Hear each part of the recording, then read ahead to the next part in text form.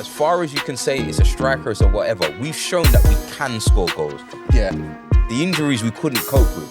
What's your actual issue, bro? I'm trying to figure this out. My issue is we've needed a striker for 3 seasons. And you're in negotiations. Hello, good morning, good afternoon, good evening.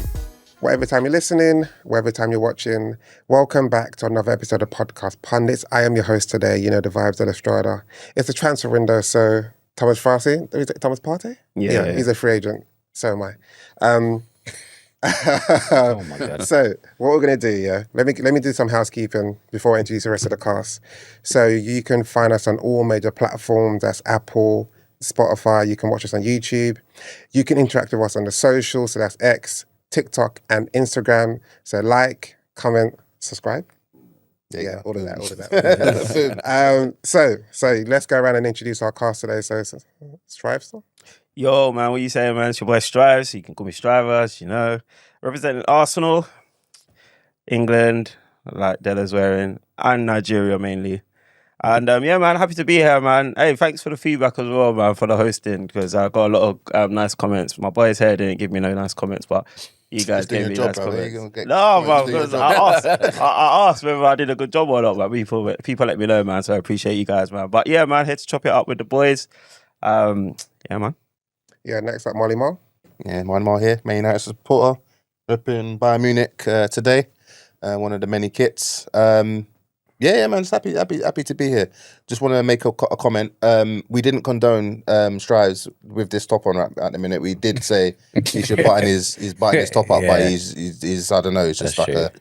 He told us he wanted to be Pierre Andre. a mate. Nigerian Pierre Andre. You notice I didn't say nothing. I didn't want it to switch to me.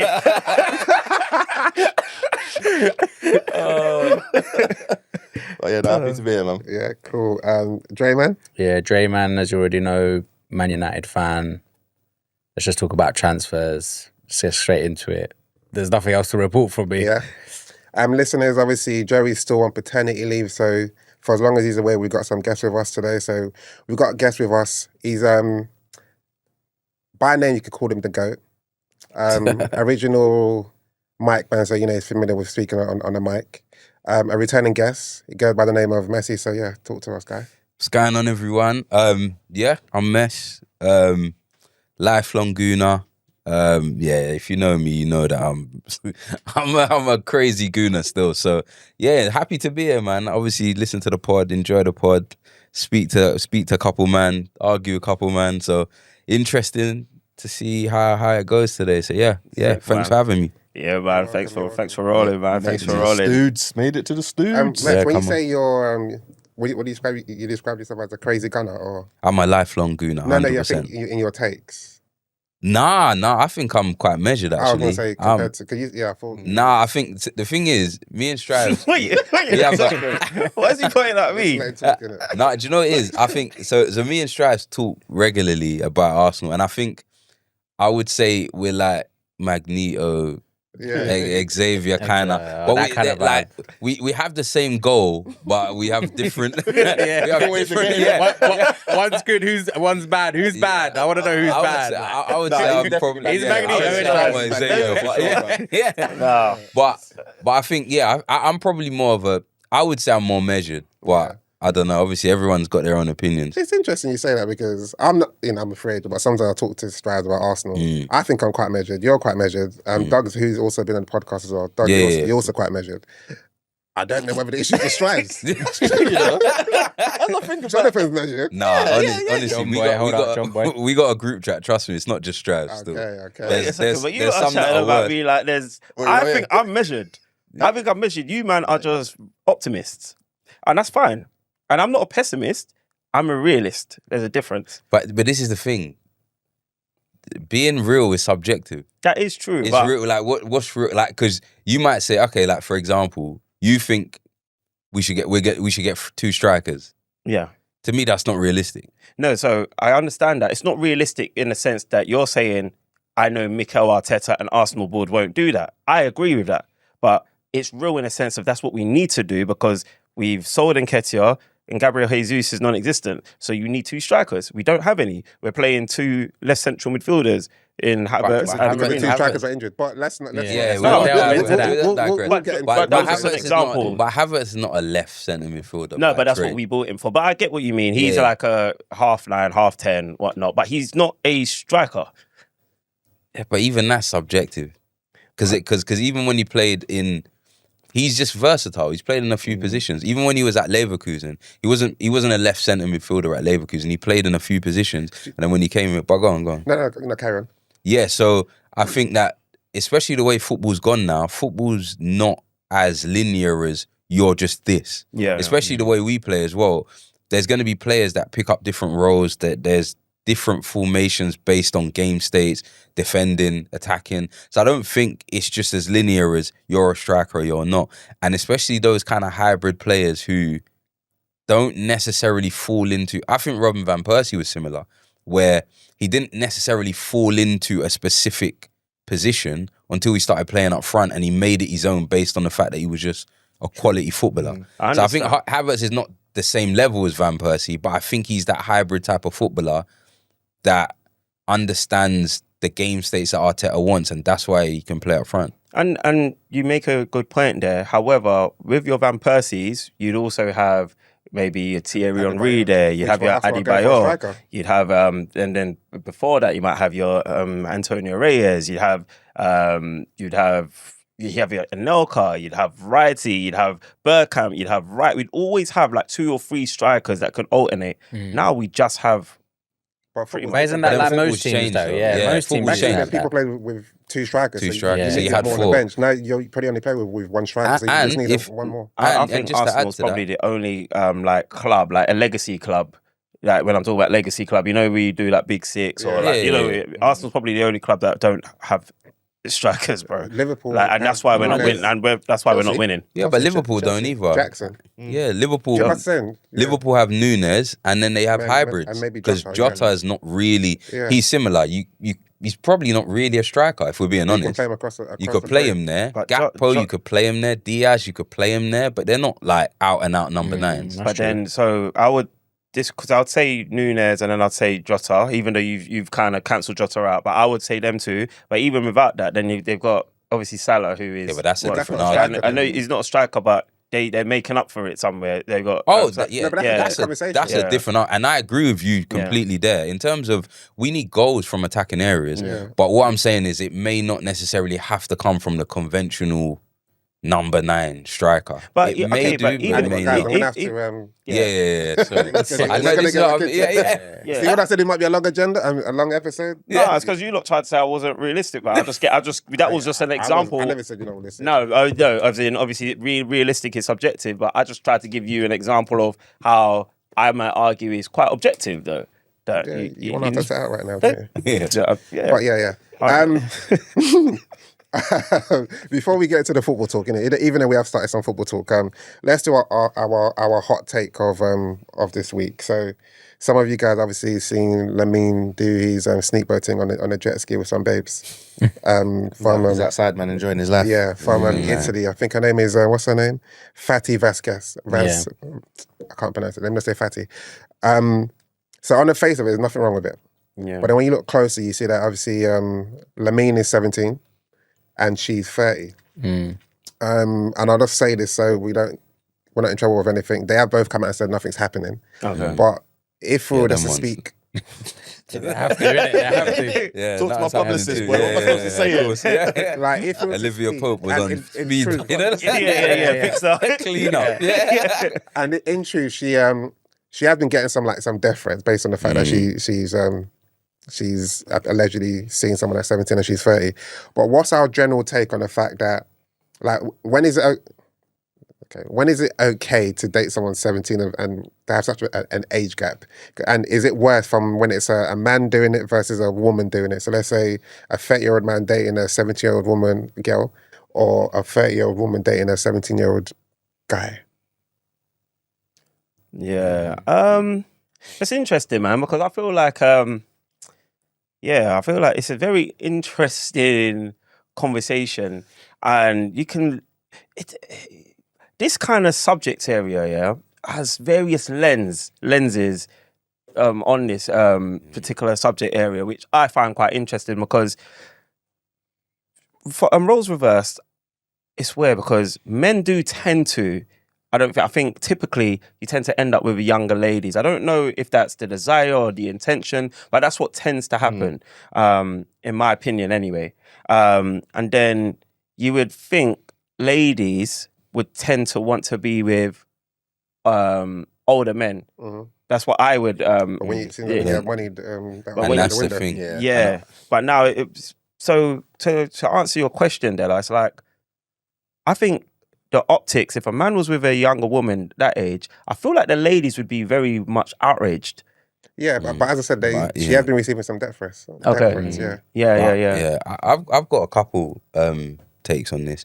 I think the first one is Lamine Yamal is not like a typical 17-year-old. Like, if you think about what he's now exposed to, not even just like, obviously he's a talent, like ridiculous, but he's basically living as a man. Like, he's going to be exposed to, the money, parties, the people, even like, let's be real, like the groupies, everything like that. He's exposed to things that a typical 17-year-old is not going to be exposed to. So that may be his mind is going to be a little bit more developed, even if it's not as in maturity, but just his exposure, because you know he's seeing things that is just probably wild, like them parties and whatever. So that may be why it lends to him thinking, what 17-year-olds is he realistically going to be around? For him, like after he's left school, he's probably just going to be around women, like basically.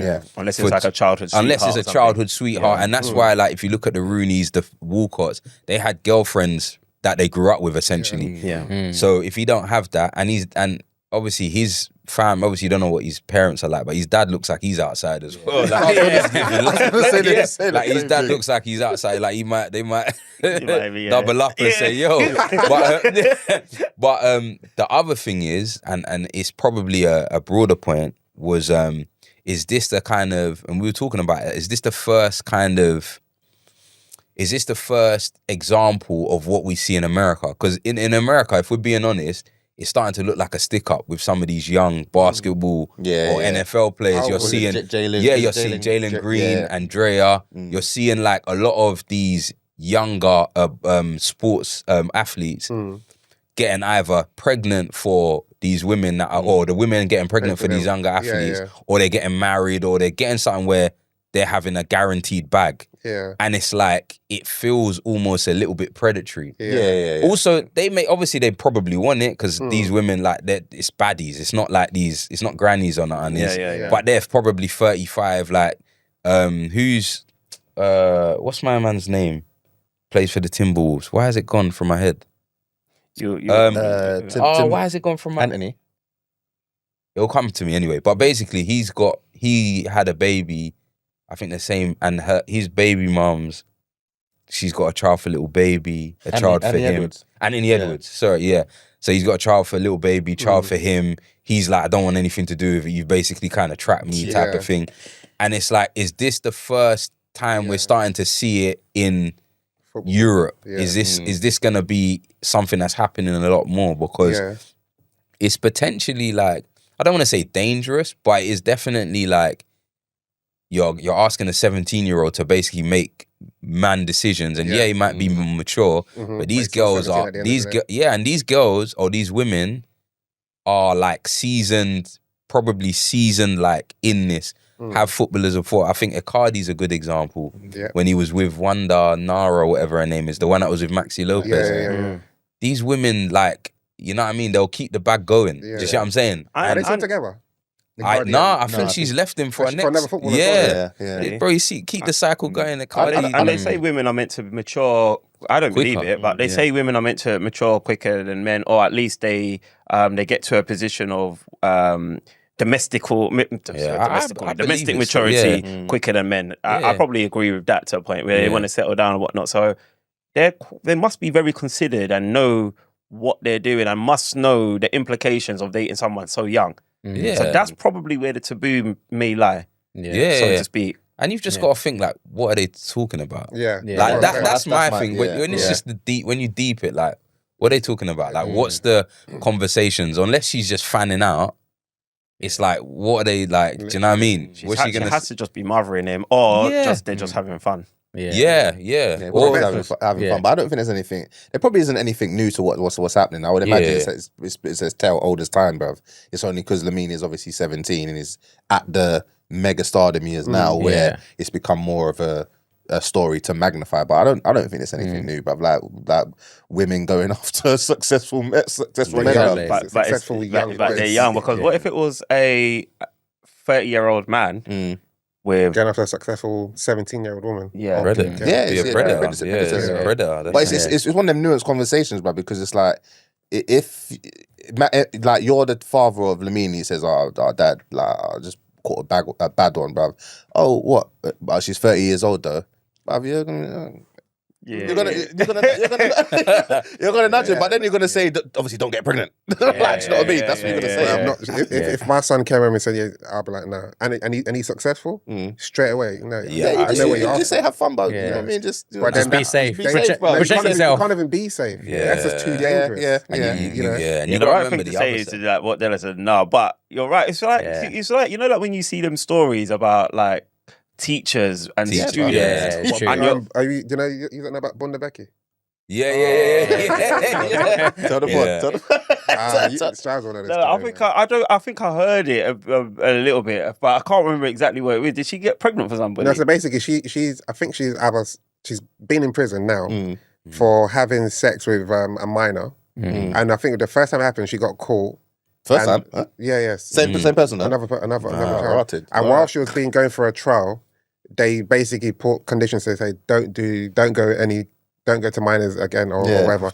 And then she hollers at someone else. She's got taste for it. And then she basically took him out shopping, bought him like a Gucci belt, whatever. She groomed him. Yeah, basically. It's grooming. It's grooming. If you're the Basically. man, This is bad. I know it's bad. But if you're the man at that age, And that's the other side of it. That I was gonna say. Lamine's probably like, man, he's probably chatting to his brethren like, yo, I just bagged this. She might have been on his wall. Like, I chopped her baddie. They showed a post of it. It must have been years ago. He must have been like 14. Oh, when he commented. He commented on one of her posts. Yeah. Like, so obviously, you know what I mean? He's living the dream, isn't it? He's like, you know what? When I make it, yeah. But I know it's toxic though. But I think, because let's be real, in school, if I chopped a teacher, I probably would have been gassed.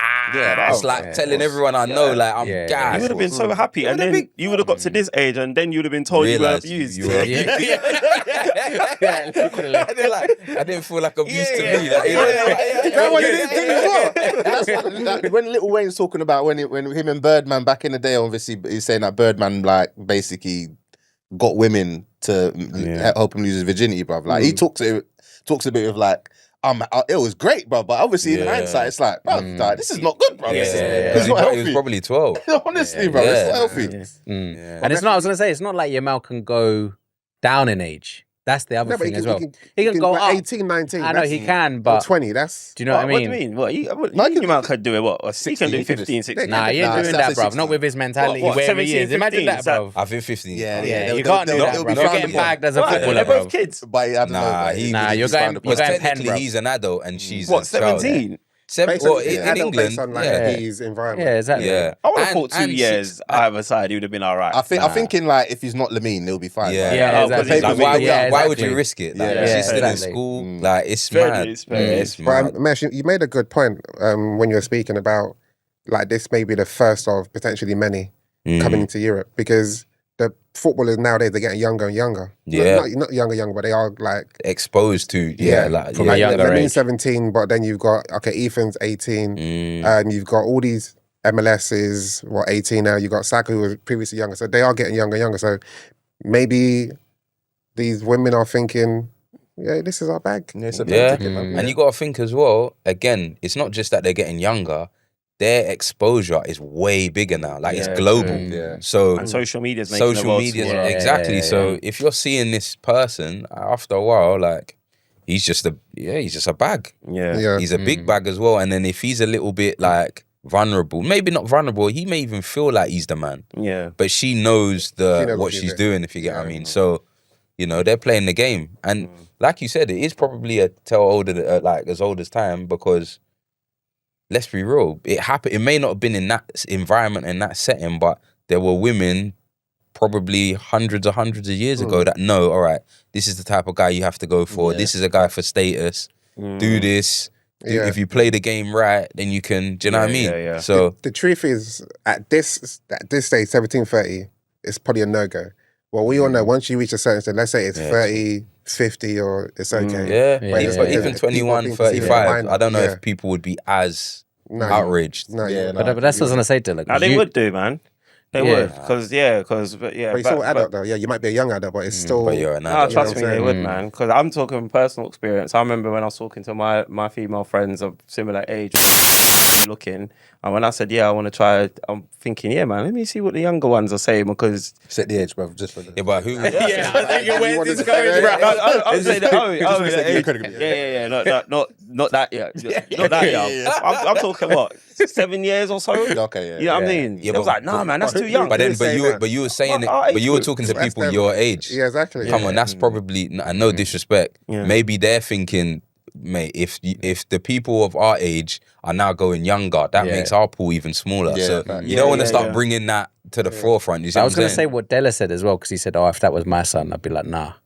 But you got to remember, like most people in life, they will always do the opposite of what you tell them. Even if they're like your father figure, if you go, no, you're not doing that, be like, I definitely want to do it. Obviously, within reason. Do you know what I mean? That's what I'm saying. So his dad might be like, well, even if I said to him no, it would probably be not pointless, but it'd be to the point where he's like, maybe I just need to give him a real pep talk that if you're gonna do this, just make sure you follow the appropriate steps. Make sure you don't F up your career, because you're at Barca now. You got a long way to go. So obviously the spotlight's on you. You're gonna be in the media. You're gonna be in the paper. So hold yourself correct. And even just to add to that as well, how many people are really telling him no now? Exactly. Telling him. Anyone that it's probably his dad that he will listen to. Yeah, exactly. But and even that, like sometimes when they know where the bag's coming, he's getting a bit more. He's more his own man. You might just like turn a blind eye a little bit more. I think your mum is important in these ones as well. Yeah, because of course. even if she can't communicate to you, if depending on the relationship between the mum and the father, the mum can then communicate to the father. Because even if the father doesn't understand the ramifications of a young boy with an older woman, and the mum will have more of a keen interest in protecting the son's interest. Because you know what it even reminds me of? You see, like I don't know if you guys ever watched Mobland. Yeah. So you see, I don't obviously without doing spoilers to anyone who hasn't watched it yet, but one of the boys, the mum's looking for her son, and she goes to the dad, he's a partner, and goes, Pierce Brosnan. no, the other one, the enforcer. yeah. Oh, okay, Yeah, just like, yo, like, where is so-and-so? Go and find him. And he goes, he's probably in the back of some old bird, blah, blah, blah. Oh, yeah, that's you get right. what I mean? Yeah. And as I say that to say, men, because we've all been young boys, cheeky chappies once upon a time, we can put ourselves back into that mindset.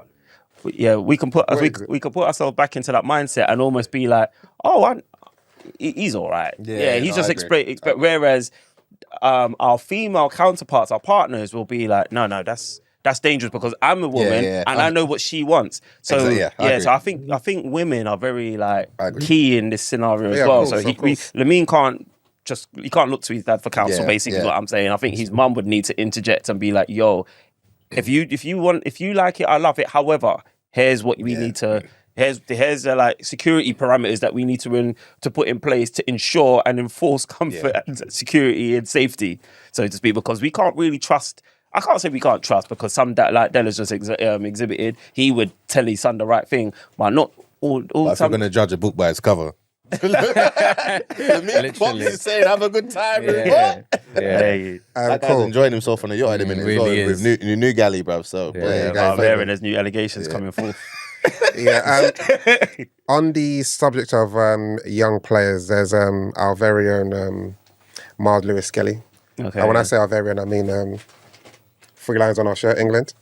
You let the bar slip there. This guy thinks he's an Arsenal fan, man. I'm a free agent, I told you.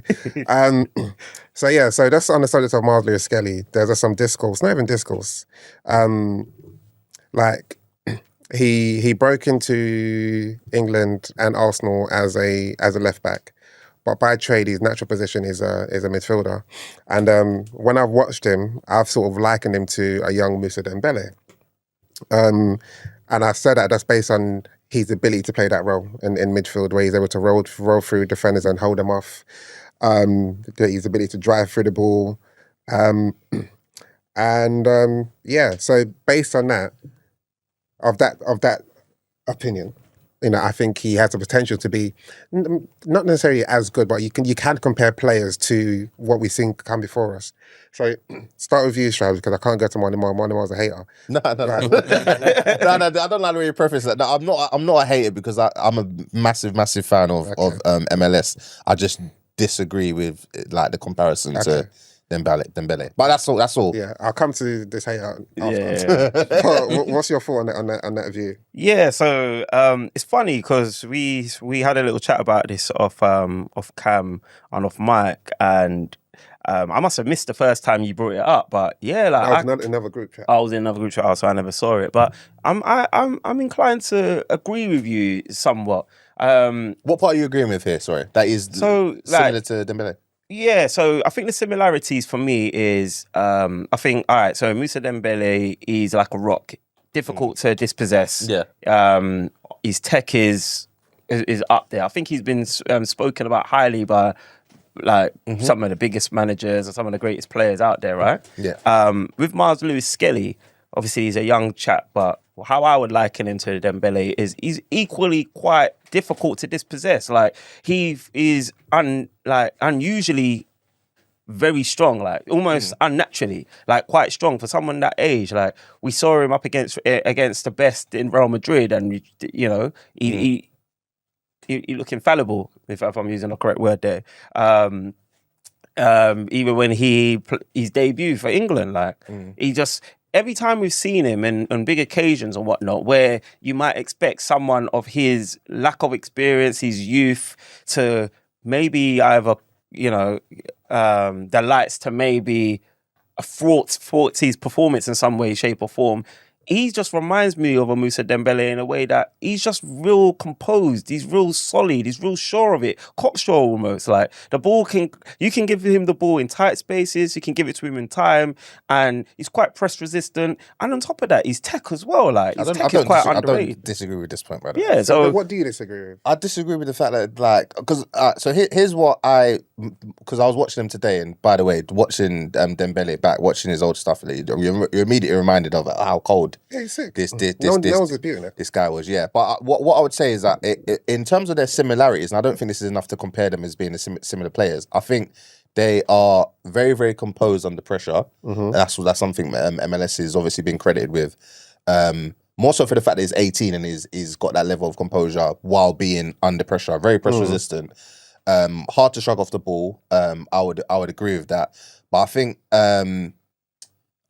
Dembélé is because I was watching him today, I was thinking, right, like I never really noticed this before, but in terms of like how difficult he is to get off the ball, like it's very like similar to Busquets.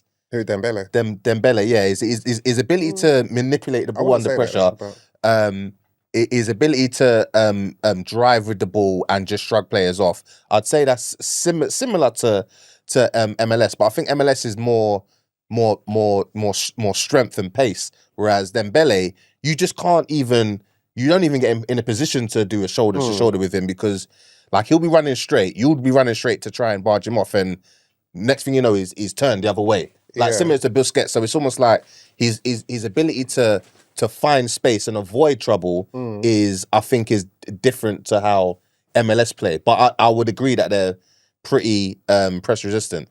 But I just don't think they're similar players. But sorry, I don't think they have similarities enough to say MLS can be a Dembélé, but they're both great. Yeah, but I would, sorry to cut you, but I would probably say that's more in MLS's favour, because with Dembélé, I get what you're saying there, but he normally kind of like, he doesn't really like, and this isn't all the time, but I find like sometimes he might take the ball in a different direction to where the play should be going. Like Dembele. Yeah, Dembele. Yeah, and maybe. whereas I think MLS is a lot more progressive and Agreed. very much more intentional. Yeah. Going Agreed. forward, you can still. I feel Dembele like was progressive. he was, but I just feel like MLS is a bit more so. I think Yeah. his passes are a bit more so, and I think he still shoots the ball. And you know what? Funny enough, I was doing clipping up some content for podcast Pundits actually earlier, really, and I ended up obviously looking for some Ander Herrera stuff. I ended up seeing Paul Pogba henching off Mr. Dembele. You know, when Spurs United FA Cup final. Yeah. You remember that? I remember Paul Pogba. Yeah, Paul Pogba, he took the piss. Dembele's on the ball, doing what he did, holding onto the ball. Pogba will just come, just move, man. gave him the Mousa. That sounds about right. Yeah, but Dembele's done it to United a few times. Dembele has, but it just made me laugh because I knew he was going to talk about it, and then I've obviously seen him get hedged off the ball, and then he obviously crossed the ball into Sanchez for that goal. I was thinking, I ain't seen that happen to MLS yet, and I don't know if I will.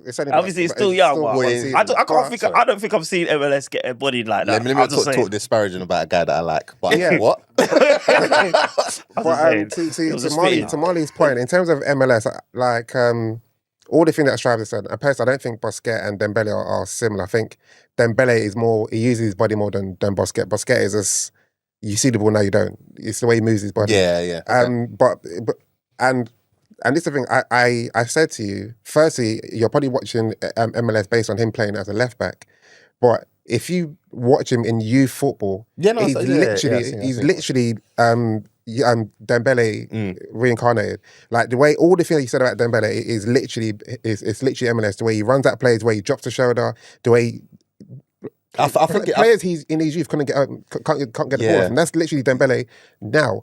So if you say now you see MLS, he's doing it now at 18 and he's bodying men. Yeah. So He's once you still feel getting that, and what people are forgetting, and what you're probably forgetting is Dembele didn't start off in midfield. He was a winger. You know what I'm saying? So it's only when he came to the Prem, and I think when Martin Yo in 2011 moved him in central. So that means he's probably more developed now to play in that position. So if MLS is doing it now, once he develops and he makes that position, he can literally personally, I don't know how anyone can watch him and not see Dembele reincarnated. And it's not a disrespect to Dembele. It's the potential. It's possible. I just because I watch MLS, I'm like, this kid is going to be great. I'm very vocal about how much I rate MLS. I just don't see the comparison. Right. If anything, based on his trajectory of what MLS is doing now, he might be a different profile of play in terms of. I think MLS, when he's in the final third,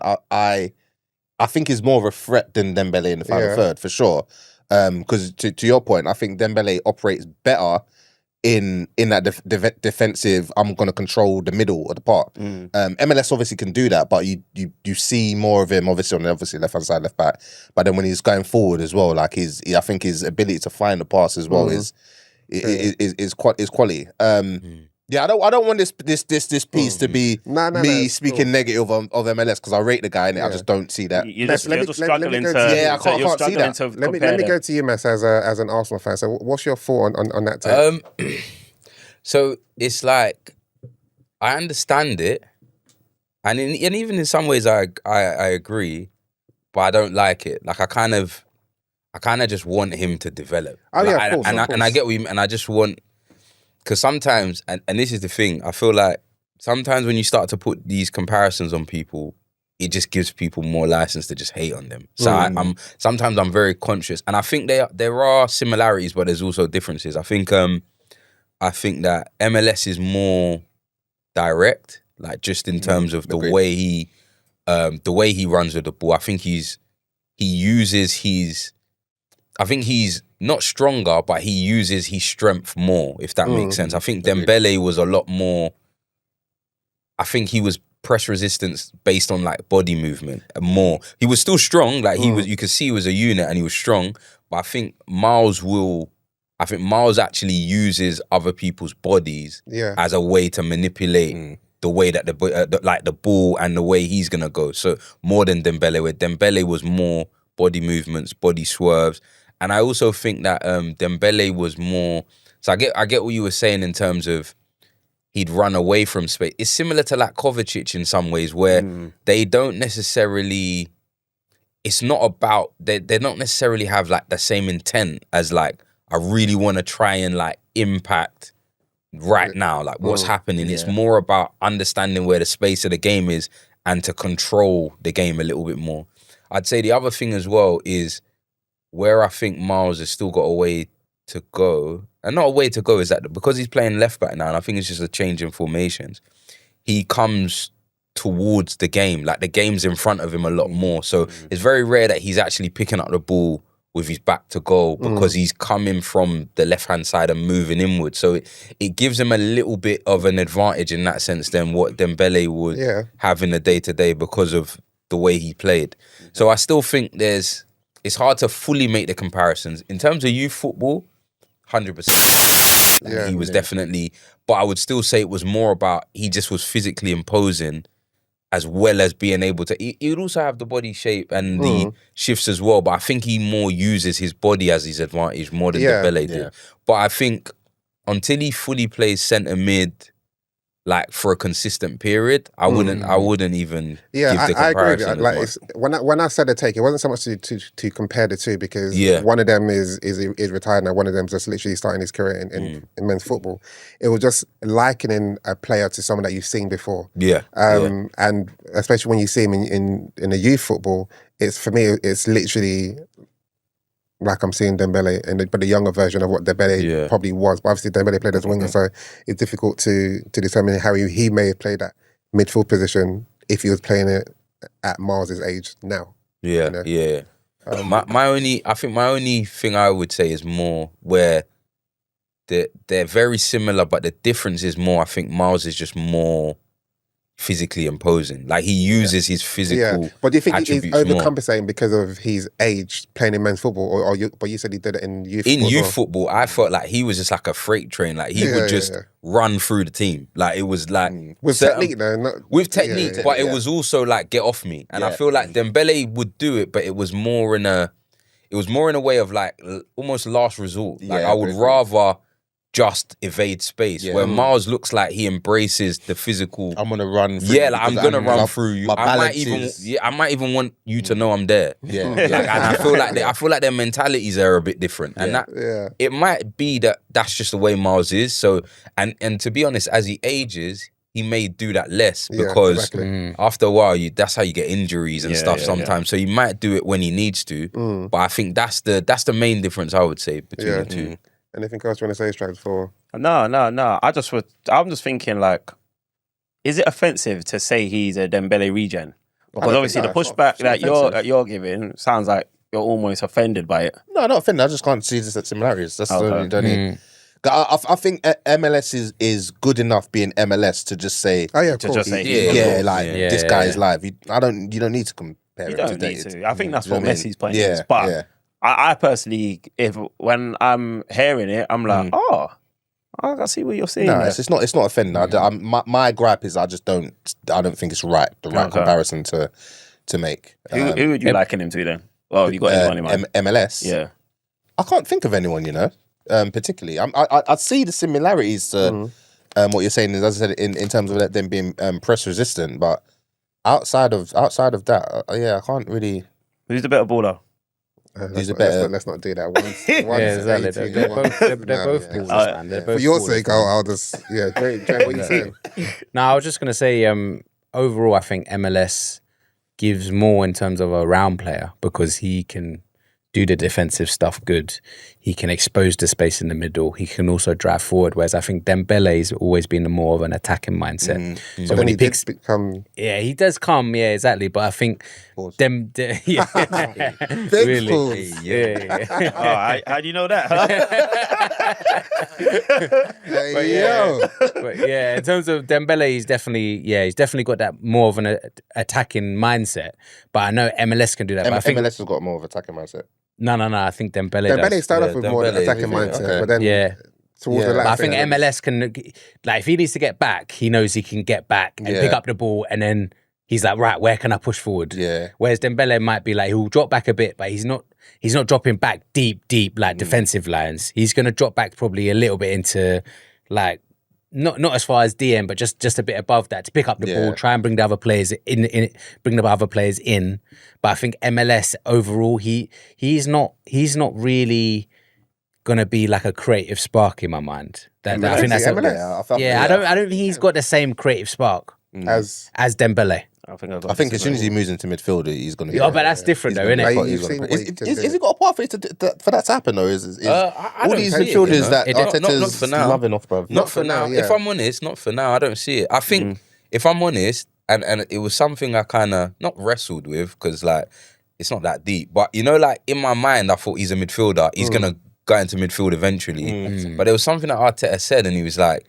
He was talking about him and he said he moved him into to left back because he felt like that's a realistic pathway. He didn't think he was going to get in midfield. That's what he said. So I think with Dembele, I think with Myles, I think it's more like fan believe he's going to move into midfield than there's been any indication from Arteta really. But like, he's never that's really similar played. to like and I'm saying I'm not comparing it to Trent, but that's similar to Trent. Obviously, he's not as a midfielder. But Klopp says, I see you in this position because if you can't break into my midfield. Yeah, and he went on to be who he is. Yeah, so sometimes you can be a victim of your versatility. Yeah, and I think that might be it. Because I've watched the youth footage of when he was in midfield, and he looks like a problem. Not to say that he doesn't look like a problem at left back as well, but like he looks like the business in midfield. But I think you've got to look at it, and even just deep it for England. Like he's a starting England left back. Yeah, if he goes into midfield, he's not going to start for England. Not right now. So why? Even for him. He may want to eventually, but mate, he's 18. But the role that the way that Arsenal utilise him as he's basically a midfielder. You know what I'm saying? Yeah. So and people forget like the likes of Ashley Cole. He was a striker, then he was or whether it was a winger striker, then a left back. So if this is how you make it in the game, you get it. Yeah, no, it's true. And one thing I would say about him, he seems like he's got an elite mentality. Yeah. So like good even with Dembele, I think that's probably what pushed him back. Realistically, he could have been one of the better players in world football at the time, especially when you hear pros talk about him. And he never really was considered that way. Whereas Myles looks like he's gonna go to the top just with his mentality alone. Yeah, have you listened to some of his interviews?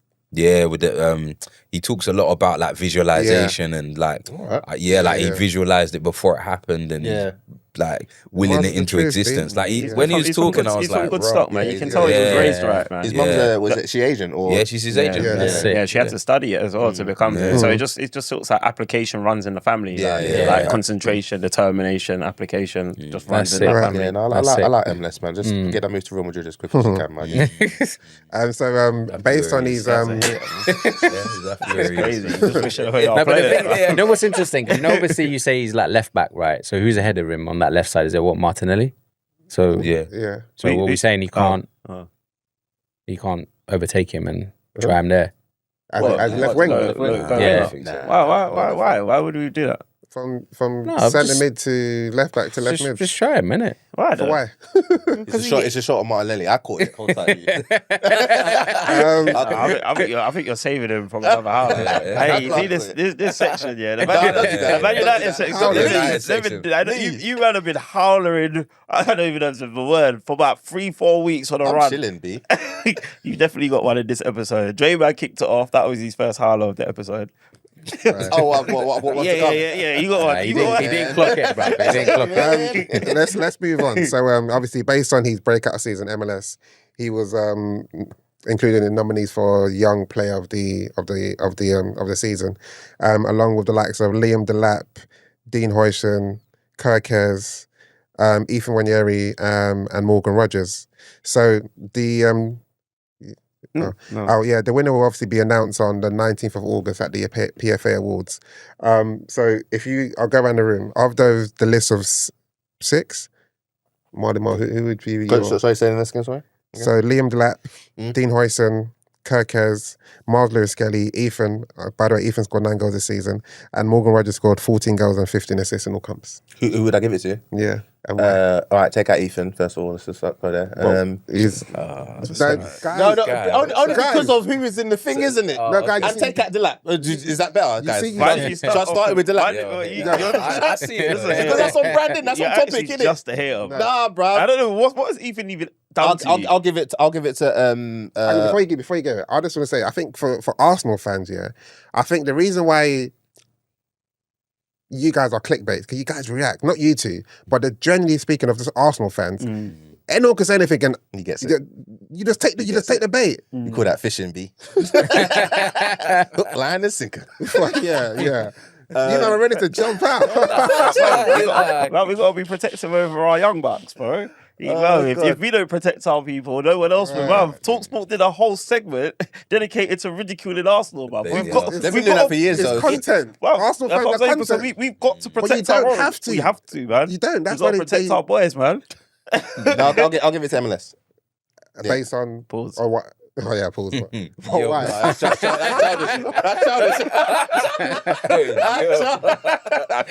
childish. He's only young, yo. MLS will get my vote. You like That the better? young Yeah, girl. that's much better. I think he's had a magnificent season. I think he started when he got into the team. He started strong, held his spot down, and he's just progressed since then.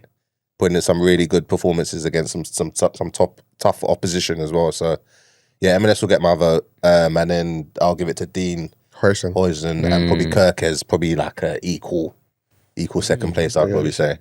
Draymond? I think I was going to give it to MLS as well.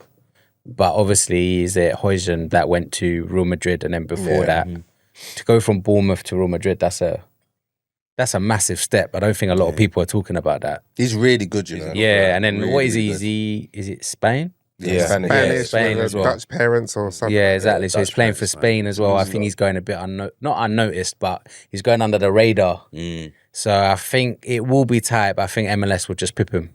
Just because obviously I think the way he's hit the ground running, the things that he's done during the season that's gone. Yeah, he obviously he's just signed a new contract as well. Yeah, that's big for us. Exactly. He's moving in the right direction, but I think it'll be tight. Why did Delap get in? But you know why Delap got in? Because I He's think got 12 goals in the goals for relegation. Ipswich, bro. 12, Ipswich. okay. Yeah, for a relegation team. Yeah, it makes sense. On we said at Huijsen, obviously he's gone to Real Madrid. Potentially, his centre back partner might be going to PSG, and the left back has gone to Liverpool. So Bournemouth have done well. Mess. He I think it's a tough one. I think MLS is the best story. Like I think from where he started the season to where he is and everything like that. Excuse me. I think to me it's out of him and Morgan Rogers. I think it's good shot. I think I was it's gonna say really exactly the same thing. Yeah. I think what Morgan Rogers like. Sometimes when you look at players, you got to look at like how they're viewed now, and it's like. When he got bought from Middlesbrough, it was like, okay, like I didn't even really think nothing of it. I heard he was from the City Academy, but whatever, it's just another player. Yeah.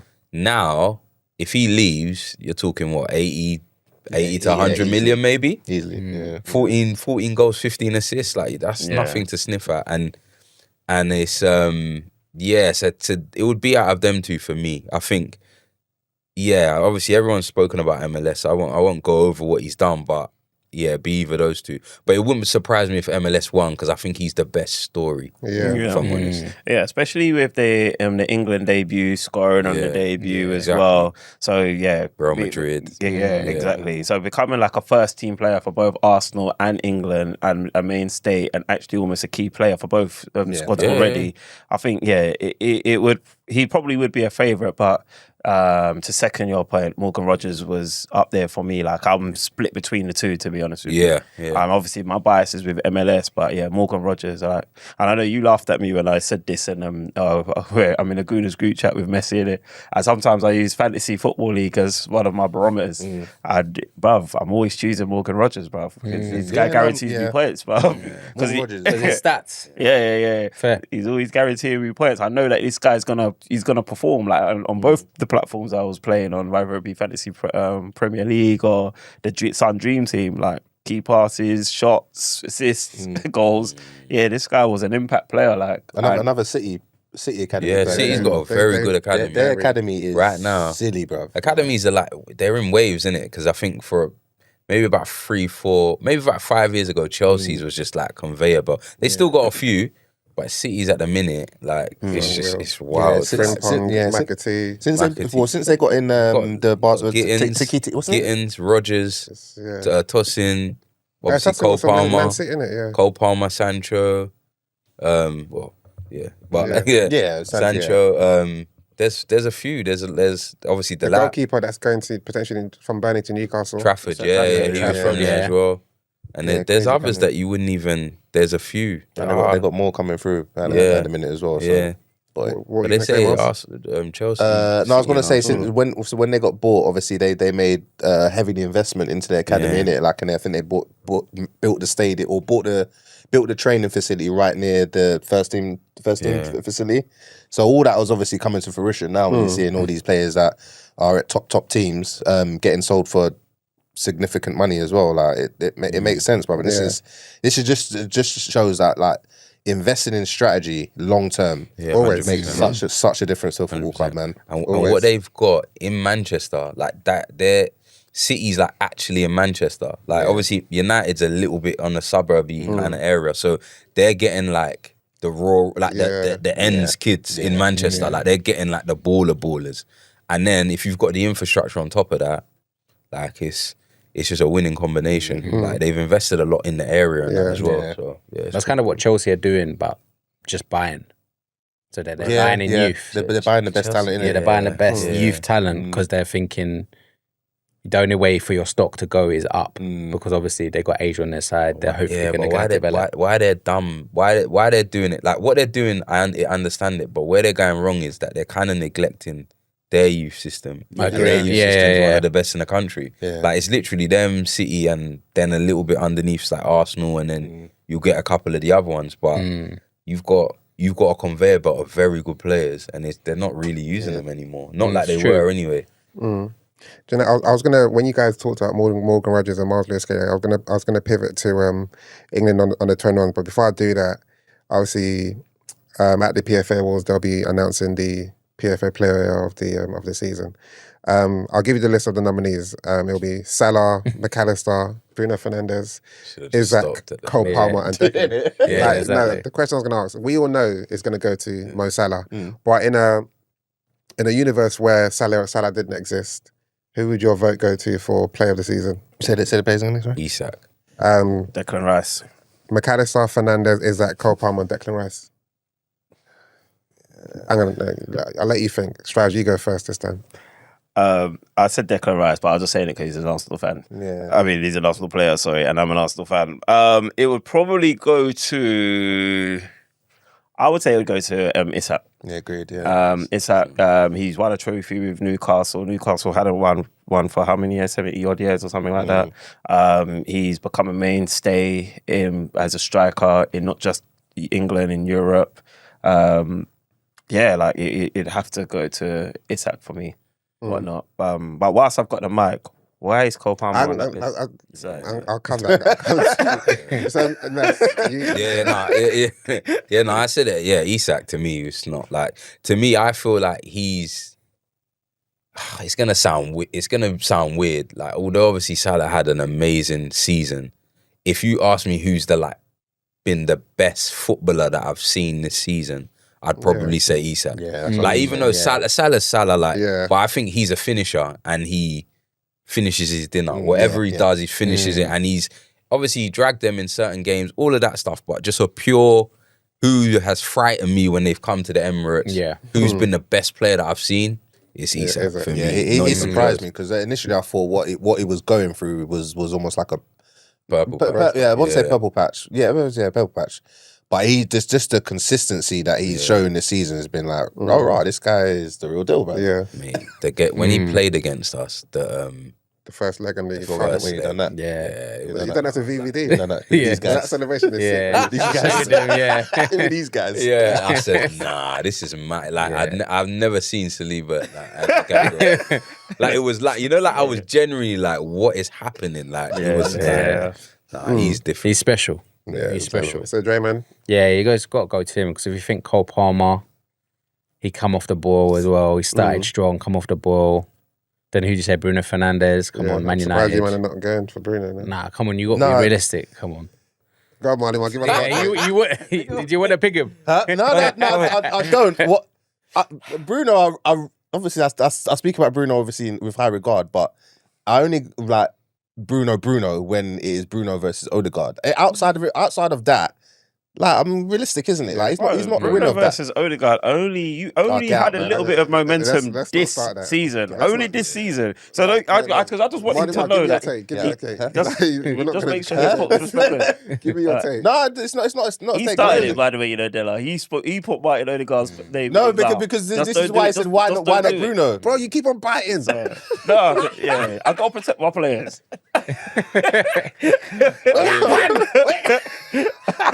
Really? Who's your who you voting for? Oh no, he's at the same reason. Really. So yeah, so Stroud, I'm gonna come to you. So of that list, was there anyone that you think should have been on there, or anyone that you think that shouldn't be on there? Yeah, I guess you guys already know. Cole Palmer has no right. He has no right being there. I mean, like, look. But who would you swap him out for then? Who would I swap him out for? Even if it was another, like, brother, was he even the best player? Gravenberch, no? Gravenberch, Perfect. Tillemans. Yeah, Perfect. He wasn't even the best Chelsea player this season. I think Caicedo was better than him this season. Yeah, more Yeah, better. facts, yeah. Yeah. Casedo's been cold this Yeah, season. I'm saying. He was. So I mean, if he was going to swap him up for another player, like, and it had to be Chelsea, Caicedo, but as you man said, Gravenberch would have. Gravenberch fell off. Actually, that's a bit harsh to say fell off towards the end of the season. He just got a bit quieter, I think.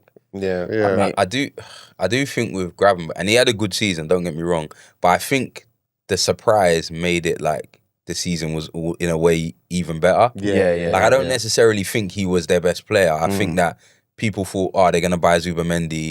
Gravenberch had a rubbish season before, and it's like, wow, they've actually found a player here. So, because I think McAllister was equally as good for them over the season as well, and he was obviously they're different types of players, but I think I would look at someone like Morgan Gibbs-White as well. I think you can say Morgan Rogers. I'm surprised. Morgan Rogers is a good shout as well. Morgan Gibbs-White, I felt like, again, because Forest had such a good season, again, I look at things like, what did I think they were going to do at the start of the season? And they were like, to me, if they got relegated, I wouldn't have been shocked. Do you know what I mean? So, and he was kind of like their talisman in a way. So I think he had a very good season.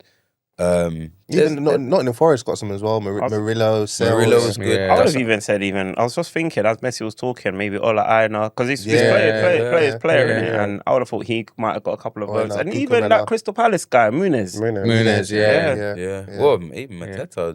Mateta. Eze, There's yeah. so much. Yeah, there's There's so a lot many. Outside, players. why is Cole Palmer? Cole Palmer, Yeah. like, Now we He got had a you know, comfortable second half of the season, so Bro, he got crazy. one penalty goal. Was he? Who did that get? Was it Liverpool's? Do you know what annoys me about like players like Palm? Like he's so protected. Like it's weird. It's like because they like make an outlandish take. Like okay, Carragher said he's the best player in Europe or some nonsense. I can't remember exactly what he said. It's like they don't really want to like pedal back that much. So it's when he just weren't playing well, they just kind of didn't say nothing. And then it's like, then he had a good, I think he scored a penalty against City. And then he said, crazy. I'm not gonna compare him to Messi. But what is like, what? Like, wait. You did, lads. You did so I'm not gonna say he's Messi, but you know, if you put him in that and it's like, relax, relax. And then it's like, he ain't done that. He hardly done anything. Like you said, Caicedo definitely had a better season, in my opinion. You know, even there's a shout for Nicholas Jackson. I know they hate him, but Nah. them brothers. The thing is, He's if not you good. look at the whole season, like again, he's not clinical. But look at when he played and when he didn't play, and then look at Cole Palmer's stats when he played and when he didn't. I'm not saying that he's sick. What I'm saying is he's very effective to the way they play. Cole Palmer is just a weird one. Yeah, the team play a lot better with Nicholas When he Jackson plays. in the team. But they that's one position that if they improve on that position, they could be. They should. I think they might even. I think they might sell him because he even dumped on England as well, man. Yeah, but I think Chelsea might sell him. no, I think they're keeping it. they'll keep it. At least, why are they selling him? They got 2 strikers now, right? They got They just bought João Pedro, bro. João Pedro And Delap. So why are you keeping Jackson if you need to make money? Silly. PSR. Let's hold that when we get transfer window. Haven't they got Contenders as well? Is that easy? Yeah, but I think it's coming this season. This season, isn't it? I don't know if he's on loan. I don't know. Instead, no. Yeah. Which is crazy. Let's be quick on this one, yeah.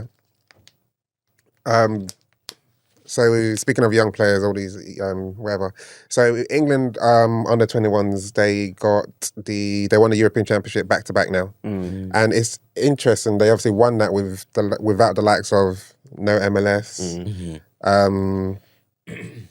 Morgan Rogers, all these players. But the question I wanted to ask is that obviously Carsley had a job I was interim for a period of time, and he played a certain style of football that seemed a bit more attractive. But England didn't really want that, and they went for Tuchel. But my question is that, do you think the media was a bit too harsh in basically undermining Carsley because of 100%. who he was? He did, 100%. but he even undermined himself, like Yeah, even in the way he was talking about He's himself. just humble. I don't think that's just how he is. Yeah, but it's not braggadocious, and there's nothing wrong with that. But I think with the England setup, it's almost like a political game as much as it's an ability game. Yeah. Like, and the reason Carsley didn't get it was because he's not the people's He choice. wasn't good enough. If you're like looking at other nations that have been successful with how the under 21s has progressed to the seniors, Argentina's a good example, And Spain. and Spain. Like, but it just makes you wonder, like, why are England thinking they're any better than?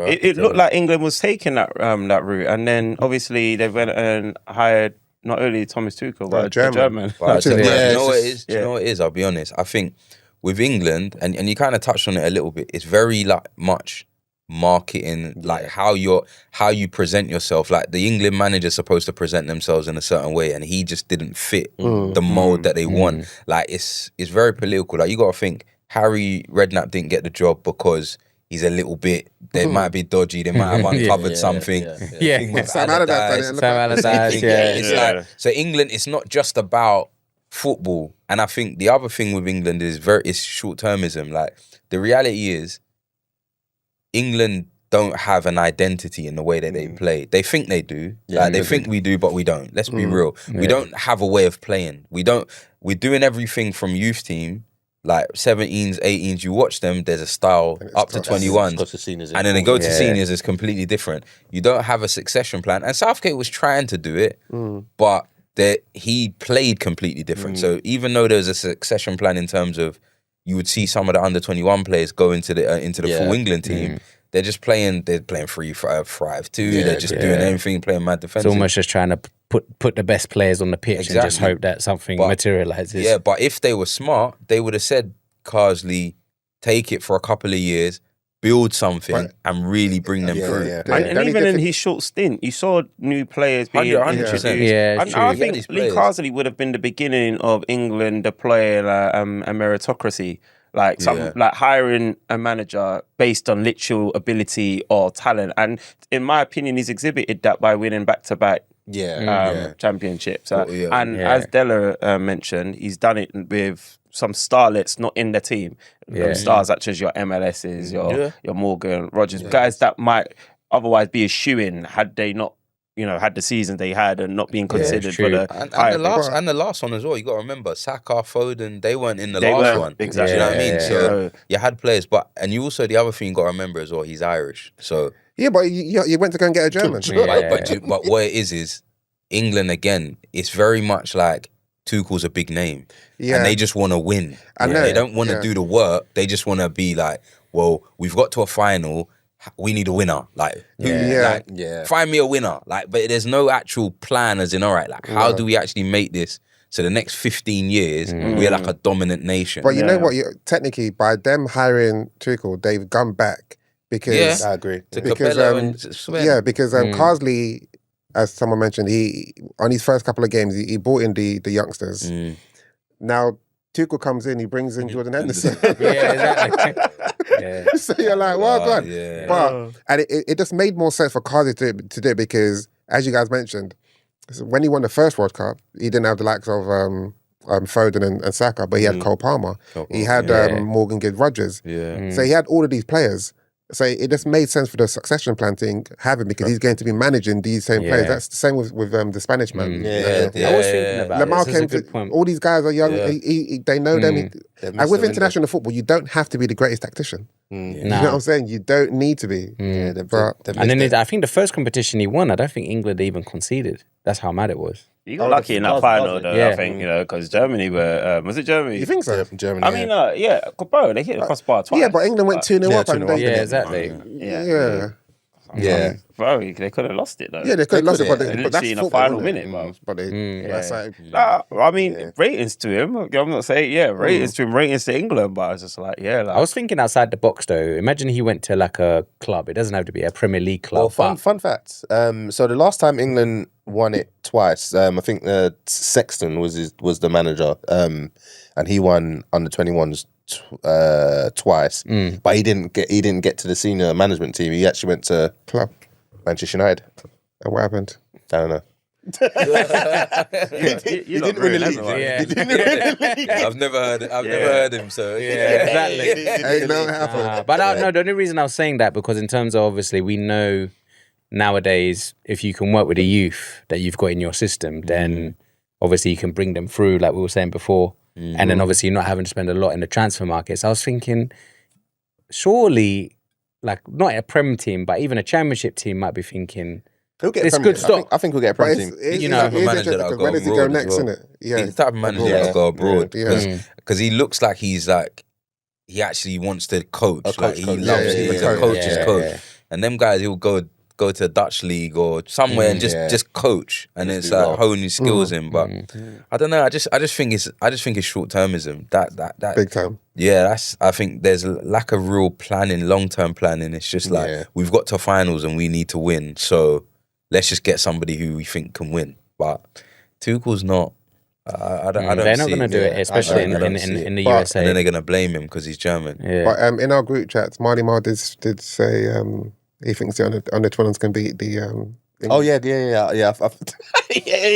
I think England under 21s now would beat the seniors now under Tuchel. What do you think of that? Jeez, what that the full England team with got your Saka, Bellingham, It's a strong lineup, man. You Rice, Wow. Harry Kane, you forgot to mention that. Yeah. Only reason why is that I think obviously that they won the tournament.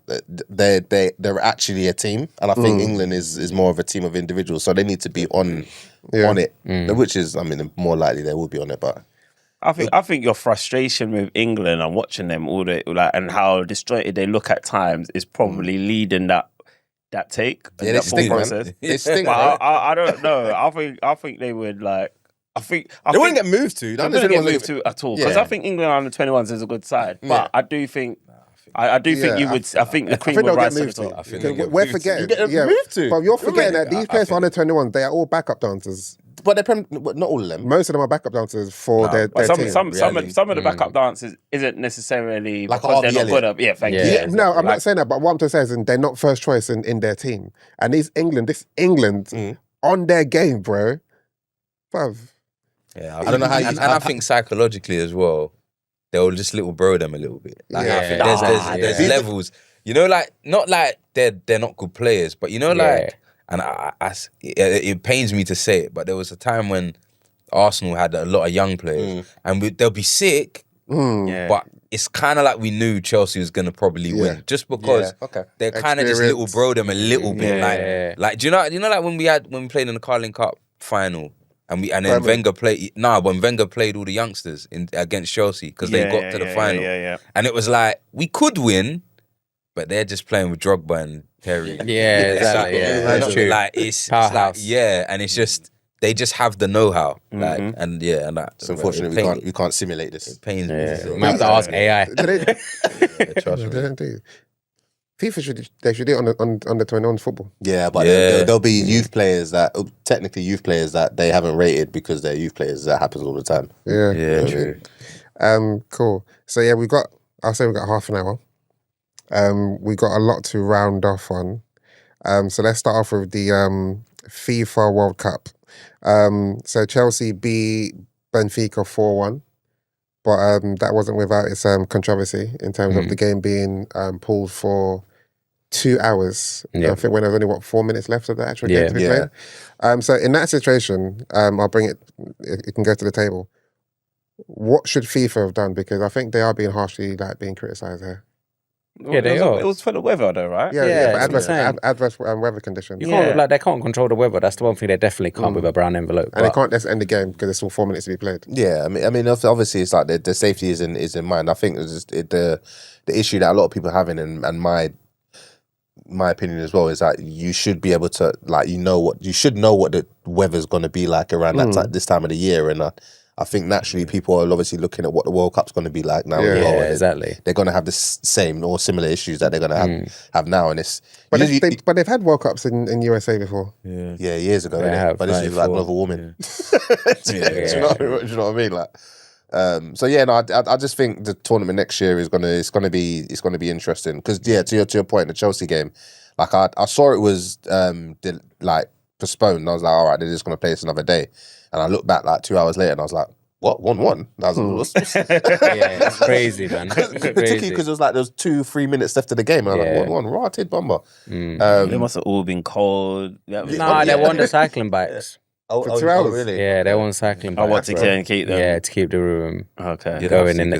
Mate, that's a recipe for disaster. Yeah. Like Prime pulled that. And even still, that probably Massive. still is because how Mentally, it's hard, like mentally, like keeping yourself going and trying to keep your body warm for 2 hours. After a while, you might just be like, you might just get your phone out, check what's. 2 hours is a long time. But I think Maresca did say that. He said he had guys just laughing, just playing. Yeah. And that's why they conceded straight away.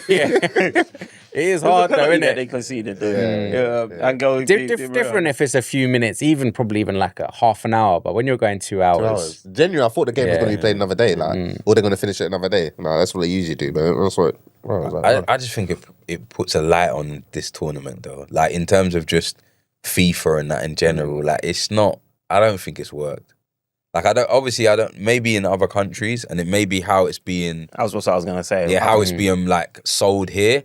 But it just doesn't feel like it's. I think captured the I think you're imagination speaking of from a perspective of English. Yeah. Like obviously someone that's obviously like we're westernizing it. We're in the Western world at the minute. Whereas if you think about all the other like clubs from the different continents and parts of the world who it's benefiting that don't get to compete in the Champions League and stuff like that. Some of those players or the young budding players that are there, like even if you think about if we talk about something close to home like Martinelli, we took him from a Division 2 Brazilian side.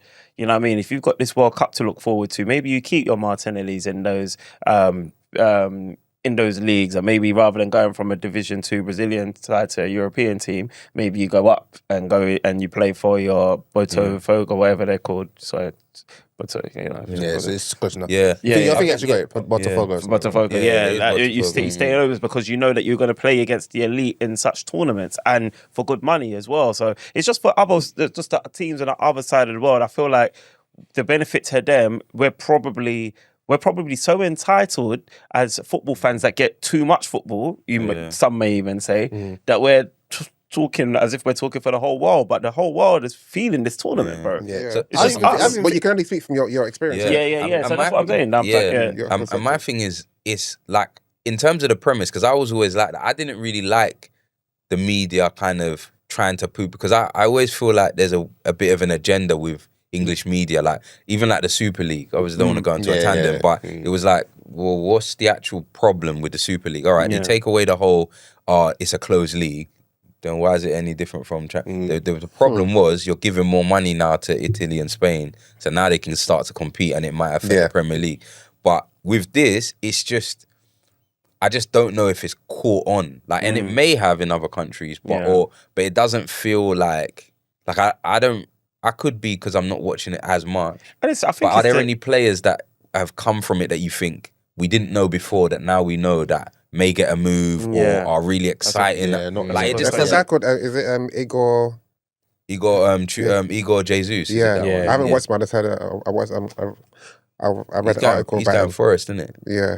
Oh, is it? Okay. But has he been playing well in the tournament? Nah, I've not really watched him. I just literally read the article and I was like, maybe I'll watch him. I think they're now knocked out. I think I watched one game, but he didn't really pull up trees from what I saw. What I'd say is if, obviously I think they're going to do this tournament every 4 years. If they get, and no disrespect to Chelsea or Manchester City, but better English representation, I think they'll get more eyeballs on it. I think there's clubs in England that would bring in way more eyeballs and way more attention, way more coverage. And I think that's probably the oversight this time. A good shout. So they'll find a way to include those clubs. And I think the location as well. I think if they done it like a Portugal or a Spain where the stadiums are actually better, and the time of when it's going to be on it makes more sense. That That's true as well. the eyes are going to be on it, because when I saw how much, obviously we knew that the prize money for getting like far in the tournament was high. When I actually saw it, they said that Chelsea had already made like 38 million. Crazy. I was like, what? Yeah. 38 M's, bruv. Like, and they were saying, They're saying it bought the lap. bought the lap. They said in Miami, I think for their domestic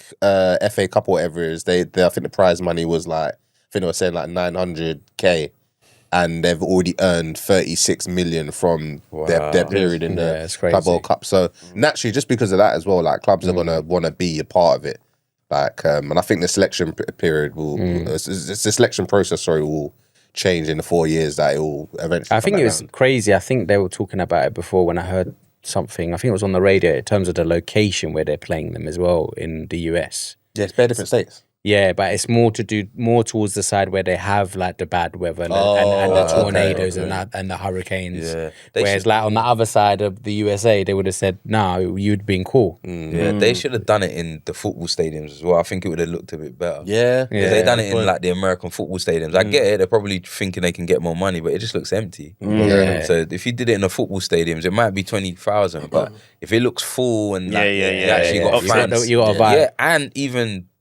There's probably football fans in them areas. True. Whereas now they just might just be random places. Yeah. Like, do we even know if there's fans there? Yeah, Well, yeah, they were giving like offers to students. Yeah, just I don't know. Just don't. Yeah. But let's quickly just do a quick roundup. Trying to see what the games. So I know Chelsea and Palmeiras I know they got smacked. quarterfinals. So what was the final score? Was Inter? Inter Milan just got knocked out. Inter. 2-0 to Fluminense. Wow. Inter got knocked out. So and Man City are playing later on today. So That'll most be a likely good don't game. win. So it'll be Shout Man City, shout out to Fluminense. the Brazilian team. Al Hilal. They're doing their thing. Yeah. Actually, they're playing Al Hilal. That's not a guarantee, you know. Yeah, and that's what they played well in the last game. Who they playing that I was impressed with? Trezeguet. Was it Trezeguet? Is it Trezeguet that was playing for them? I can't remember. No, they played someone and they looked like. Was it Real Madrid? It must Yeah. have been It was Real Madrid. Yeah, they played well. They played dope in that game. They were knocking the ball around like they Nice, yeah. innit? So yeah, That was that'll be crazy. an interesting quarterfinal. Obviously, we know PSG and Bayern Munich are playing each other next in the quarters, and potentially Dortmund. I don't know who they're playing. Hey, Suárez did Messi dirty in that Oh game. my god! Montero. When they Is that it- touch. Yeah, it's bro. crazy. Why did you just go for the shot Juventus, first Inter. time? Yeah, I don't know, but he Who's looks. Suárez? He's Yeah. But he's, I've he's, been finished. Football's left him, man. He needs to Busquets leave. getting caught in the ball. I was like, this is mad. retire, bro. This is not what I'm saying. Suárez and No, Busquets, bro, they it's didn't. crazy. They didn't sign up for this. Yeah, when they were in that's MLS, true. this is not what they. You know what I'm saying? 'Cause in They're MLS, like, whoa, this is a bit competitive. But These men are playing Master League. Like, Yeah. this is exactly. Masters. Like, this is not. They ain't ready for PSG. Yeah. I was going to say tired. that even makes like Ronaldo look even more like a freaking super An human, animal. like, because what is he 40 going on to 41 Oh, now? but he's a striker though. And he's not really doing he don't that. run. Yeah. Well, as in an animal compared to Suarez and that man. Yeah, not Suarez. Messi, because Messi was calm still. But Messi's like 38. He obviously got that free kick, but outside of that, what he was doing. Nah, he was busy. He's done alright. He was He's busy against been doing PSG, okay. though. He's You know what it is with Messi? When he's got the ball, he's still Messi. But Yeah, it's just of course, anything else, he's just walking around. Yeah, like obviously there's no out of possession. They weren't feeding the ball. You could. Yeah. I barely saw him But until Ronaldo like the ain't second exactly half. Gegen pressing either, is Yeah, he? but remember he's 2 years older. Is what I'm saying. Like, Yeah. Nah, he's that. Come on, they're freaks of nature. Yeah, no, facts, we won't yeah. see that again. no, I don't. Nah, not that Until we long. see it. Yeah, Not in my opinion. maybe not like that. To be So based on who may be in the quarterfinal, so you got PSG, Bayern Munich, Chelsea, Palmeiras, potentially Man City or Al Hilal, potentially Real Madrid, Juventus. Juventus got smoked last time, and Dortmund. Who would your money be on now?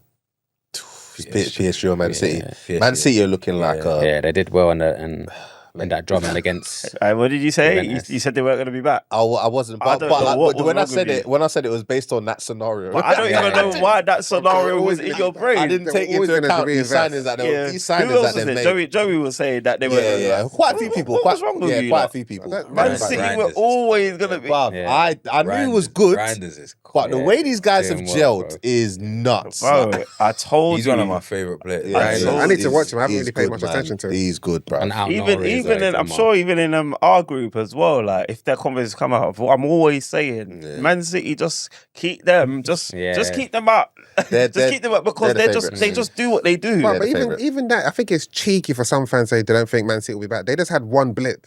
Before that, they won the treble. Before that, they won the three. They No, won back to Four back. Premier Leagues back to back. But Yeah, I was it's saying, mad, as I bro. said, I was saying it based on what their team was. I didn't But the team anticipate. was always going to be. They're always gonna buy the recruits, but And you I saw didn't the intent anticipate. in Jan. In January, you saw what I they were wasn't blown on. away by that though. I'll be honest. Bro, Yeah, but that you was didn't Jan, think that's- you yeah, didn't that's think all they they could do in you January. didn't think You they were can't gonna get go. the You didn't think they were gonna go and get it anyway. We're Yeah, seeing no, it. as I said, that's my foolishness. But bro. what we need to hope though is that because obviously with this World Cup, they've played this World Cup, then they get only a 4-week break, Yeah, and then the fatigue. season starts. You just hope So we fatigue. just have to hope they're finished. They're gonna be warm, yeah, man. They're gonna by be warm. January, they'll be knackered. yeah, exactly. Yeah. We have to hope they're finished. Yeah. Yeah, But the teams that are playing them early, I think they'll get the. Yeah, let's see. Yeah, Because it'll be. yeah. They'll still But, be and ready you to know be what? Another sharp. thing of thinking is if there wasn't the FIFA World Cup, most of these teams would probably be on pre-season tours anyway. Do you get what I mean? So Yeah. they'd probably be playing football anyway. But it's different level of football. This is more intense, and then whereas pre-season is a bit. Is it not all games? Are Yeah. Yeah, but intense, beat though? now Are they? strike. Are They would have had intense? they would have had their time off. I Though. can't say I've watched they'd be- every. they'd be cup. off They'd be off now. It'd What be you July. true, It'd be true. like now. is that they go on holiday and then it's like now they then have to re-go again, Yeah, and then yeah. the season's gonna start almost straight away. Yeah. So you just gotta hope that little break is just gonna Ain't gonna do Yeah, nothing. so- man. Are they in the charity shield? No. No, it's Liverpool and Palace, isn't it? Palace. Palace, yeah. But even Pep said, isn't it? That's like he's glad that he's seen that. Blessing. Yeah, Yeah. because he said they ain't played like that in a long time. Speaking of, When they hammered Juventus. yeah, he said it was Oh, is it? Yeah, I yeah. didn't even see that. What? So City's hammered Juventus? I think Yeah. 5 Oh, is that nil. what you were just talking about when you Yeah. said Juventus got smoked? That's- Yeah, yeah, Juventus yeah. got smoked. By City, yeah? Yeah. And then But Pep Juventus, was like, but Juventus are not Juventus. no, they're not the same. They're not the Yeah. same. But it's still good for Man City to show up like that. Yeah. Yeah, I remember seeing freaking Haaland bouncing it, bro, doing tiki-taka, bro. What's happening Crazy. here, bro? Let's move to transfers quickly. Let's start off with Chelsea. So I think the latest is that I don't know if it's confirmed or obviously we know they got Esteval, they got Delap. Gittins, is that confirmed or just Gittins Yeah, is yeah. Gittins is confirmed like and 55 João mil? Pedro is confirmed. Here we Yeah. go. Yeah. So are you not fearful of Chelsea? Or you just think this is just them doing what they're doing, this oversubscribing on too many players and It's just can't them get there? doing what they're doing, but I think it'd be Foley to write them off. Because Chelsea are, I mean, João Pedro, for instance, I've said on this podcast many a time that I would take him at Arsenal. I think he would have been an apt replacement for, let's say, an Eddie Nketiah. And dare I say it, probably even for freaking Gabriel Jesus, at least he'd be available. And Chelsea's just grabbed him, and they've got they've got a freaking multitude of strikers at the moment. Yeah, like, they're why are you stockpiling? But fair play. What they're telling me is they want to be competitive for every single cup.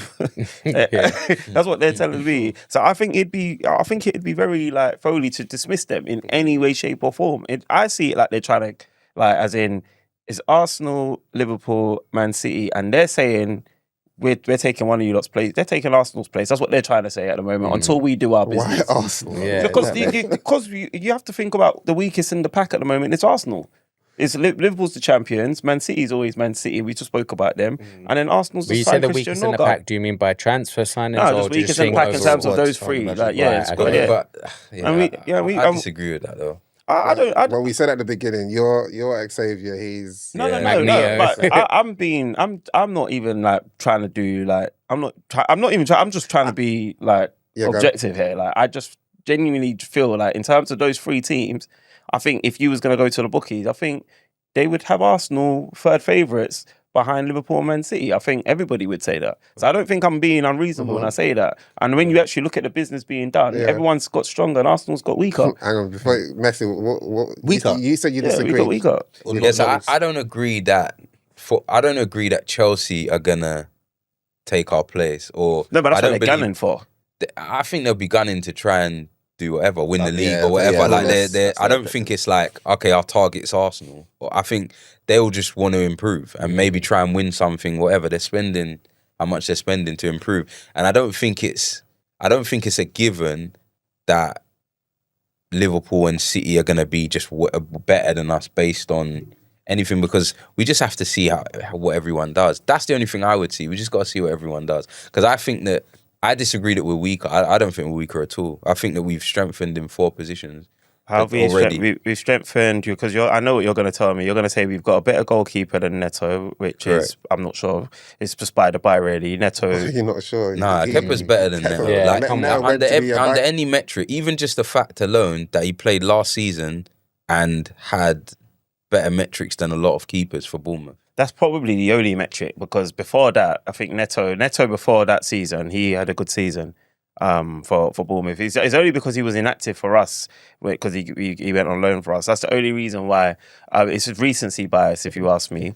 But I mean, But in saying that, but obviously we know the whole issue of Kepa being at Chelsea, but he was good enough to play for Real Madrid, obviously to cover for Courtois. He played practically all the games for Bournemouth, yeah. and now he's going to be a backup keeper for Arsenal. That no one can say that's a bad signing. No, $5 I mil. mean, it's for $5 not. mil. It's Yeah. not. No, it's not bad per se. Literally, the only issue I have with it is that he's come from Chelsea. But that's But what I mean childish. is, Yeah, when but I'm I don't- talking about yeah. making our squad stronger and weaker, I mean, I feel like it's very disingenuous to hang that on the fact that we signed Kepa. That's poor. No, but No, you but go you through didn't the even let me list. finish.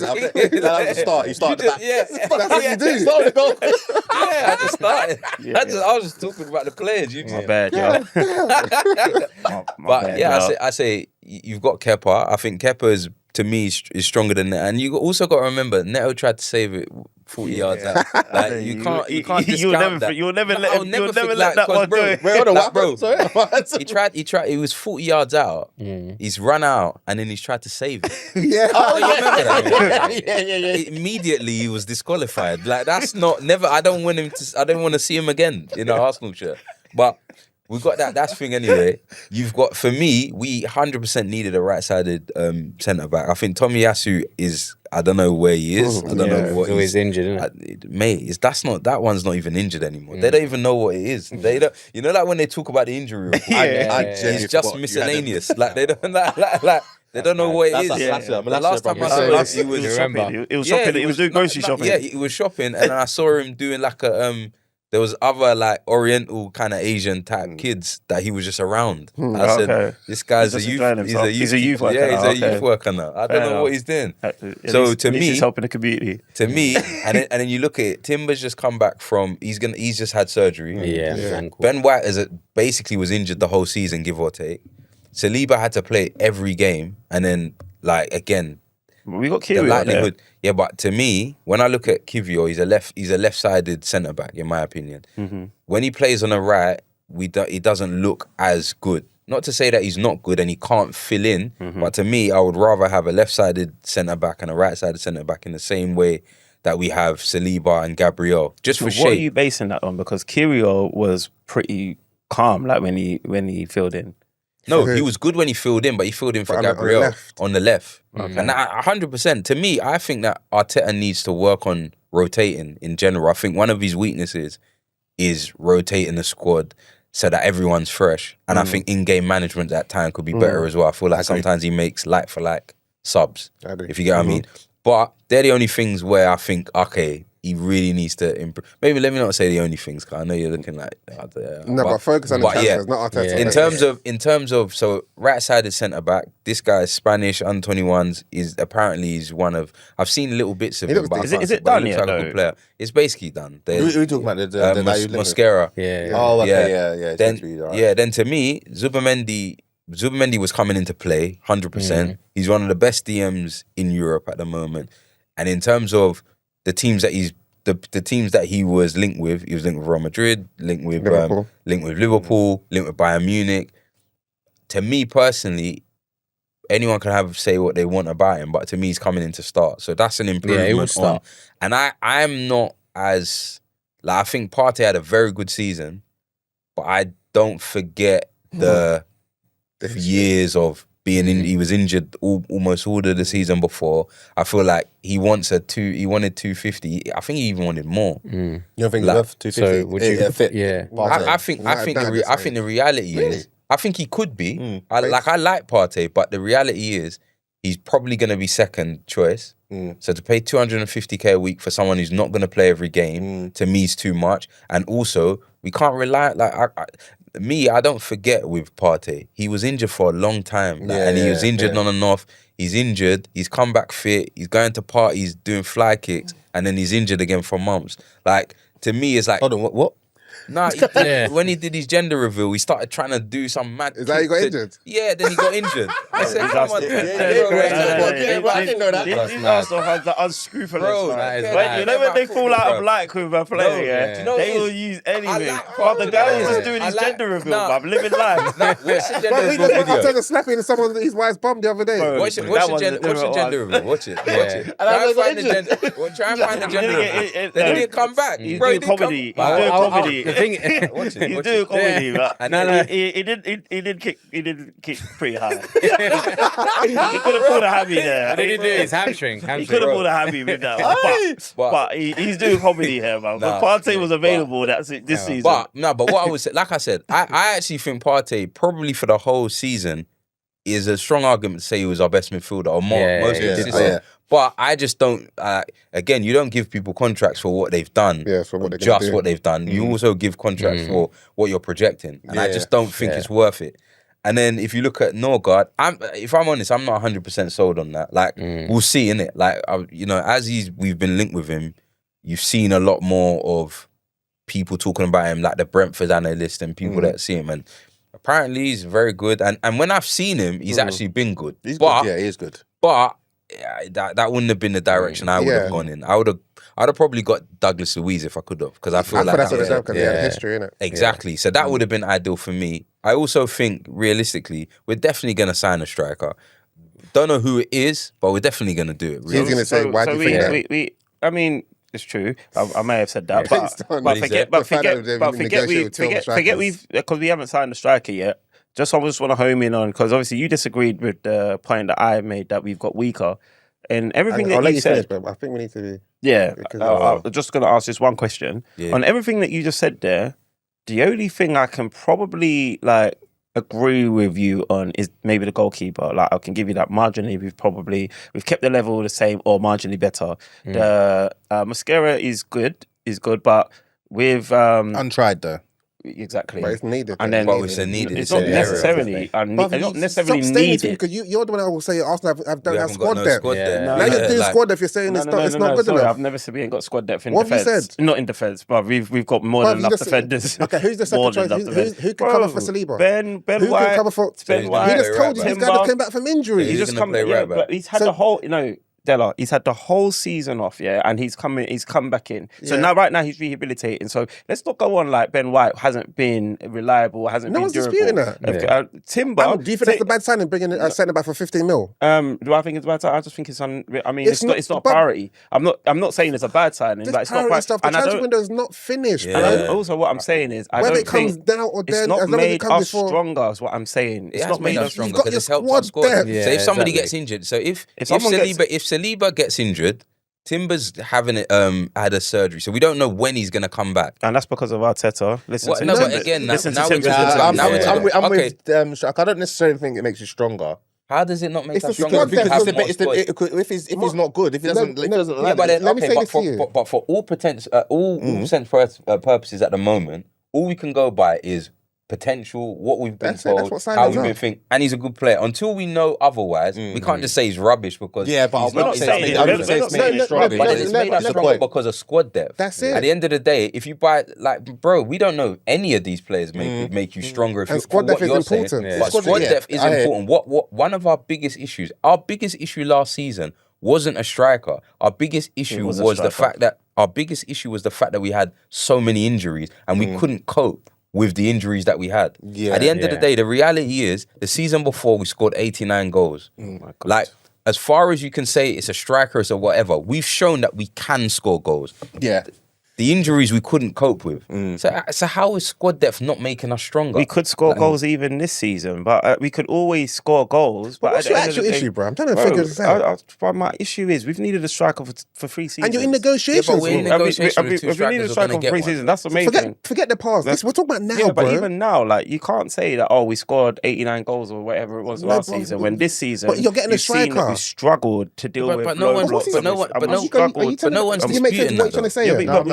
No, I'm not disputing that because I never said. If you said to me, what is the most important thing we need to do in the transfer window? Because you just said the most important. You said that. You said no. Sorry, I'm not, sorry. I'll let you get to that point. But I want to remind you of what you said. You said that a striker wasn't the most important thing. You said you said it was the fact that we couldn't cope with all those injuries, and I disagree with that mess.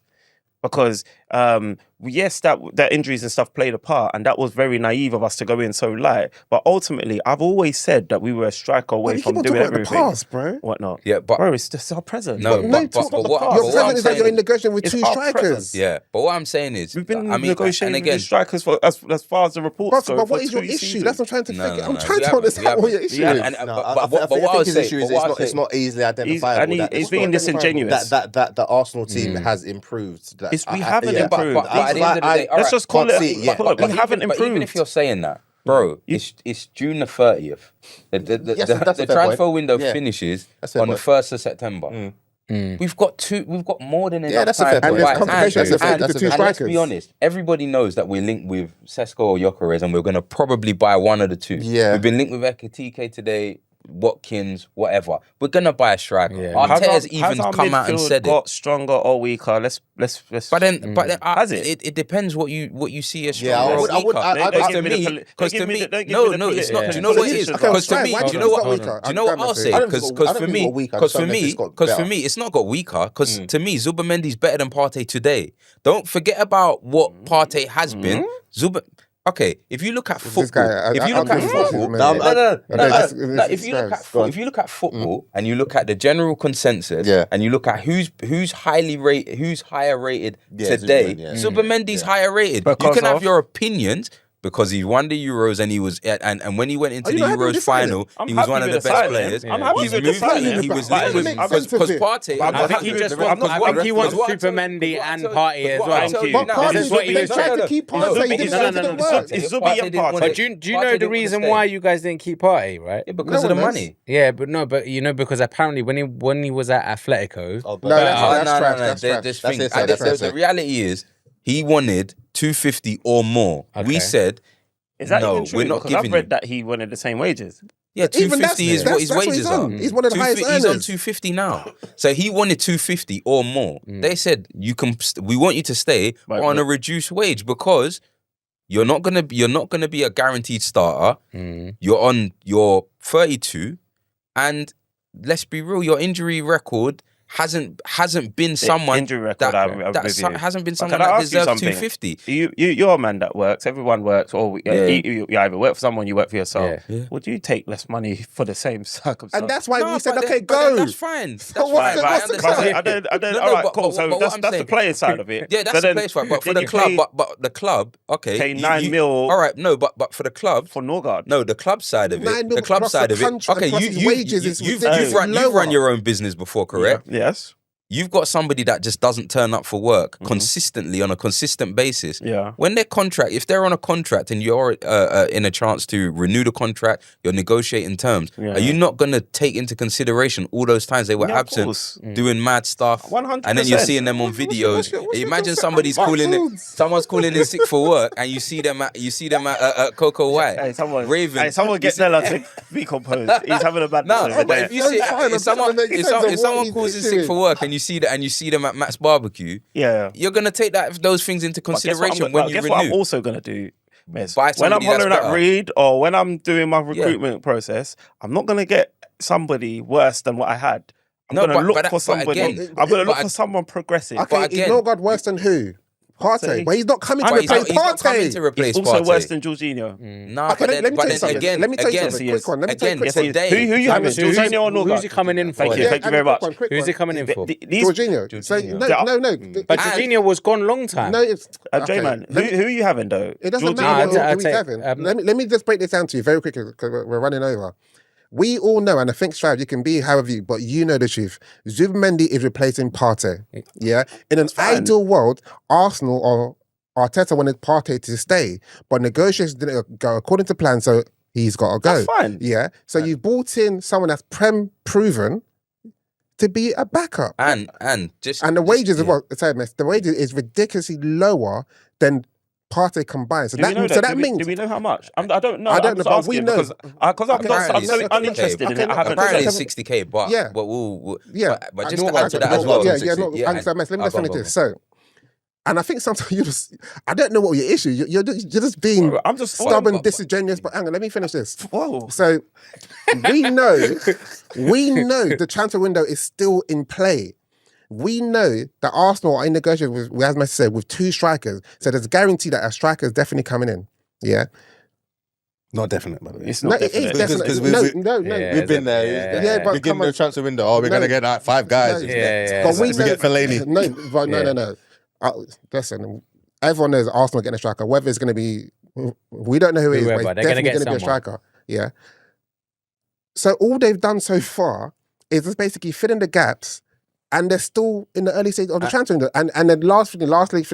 So, and you listen, Charles Watts. He's a renowned reporter for Arsenal.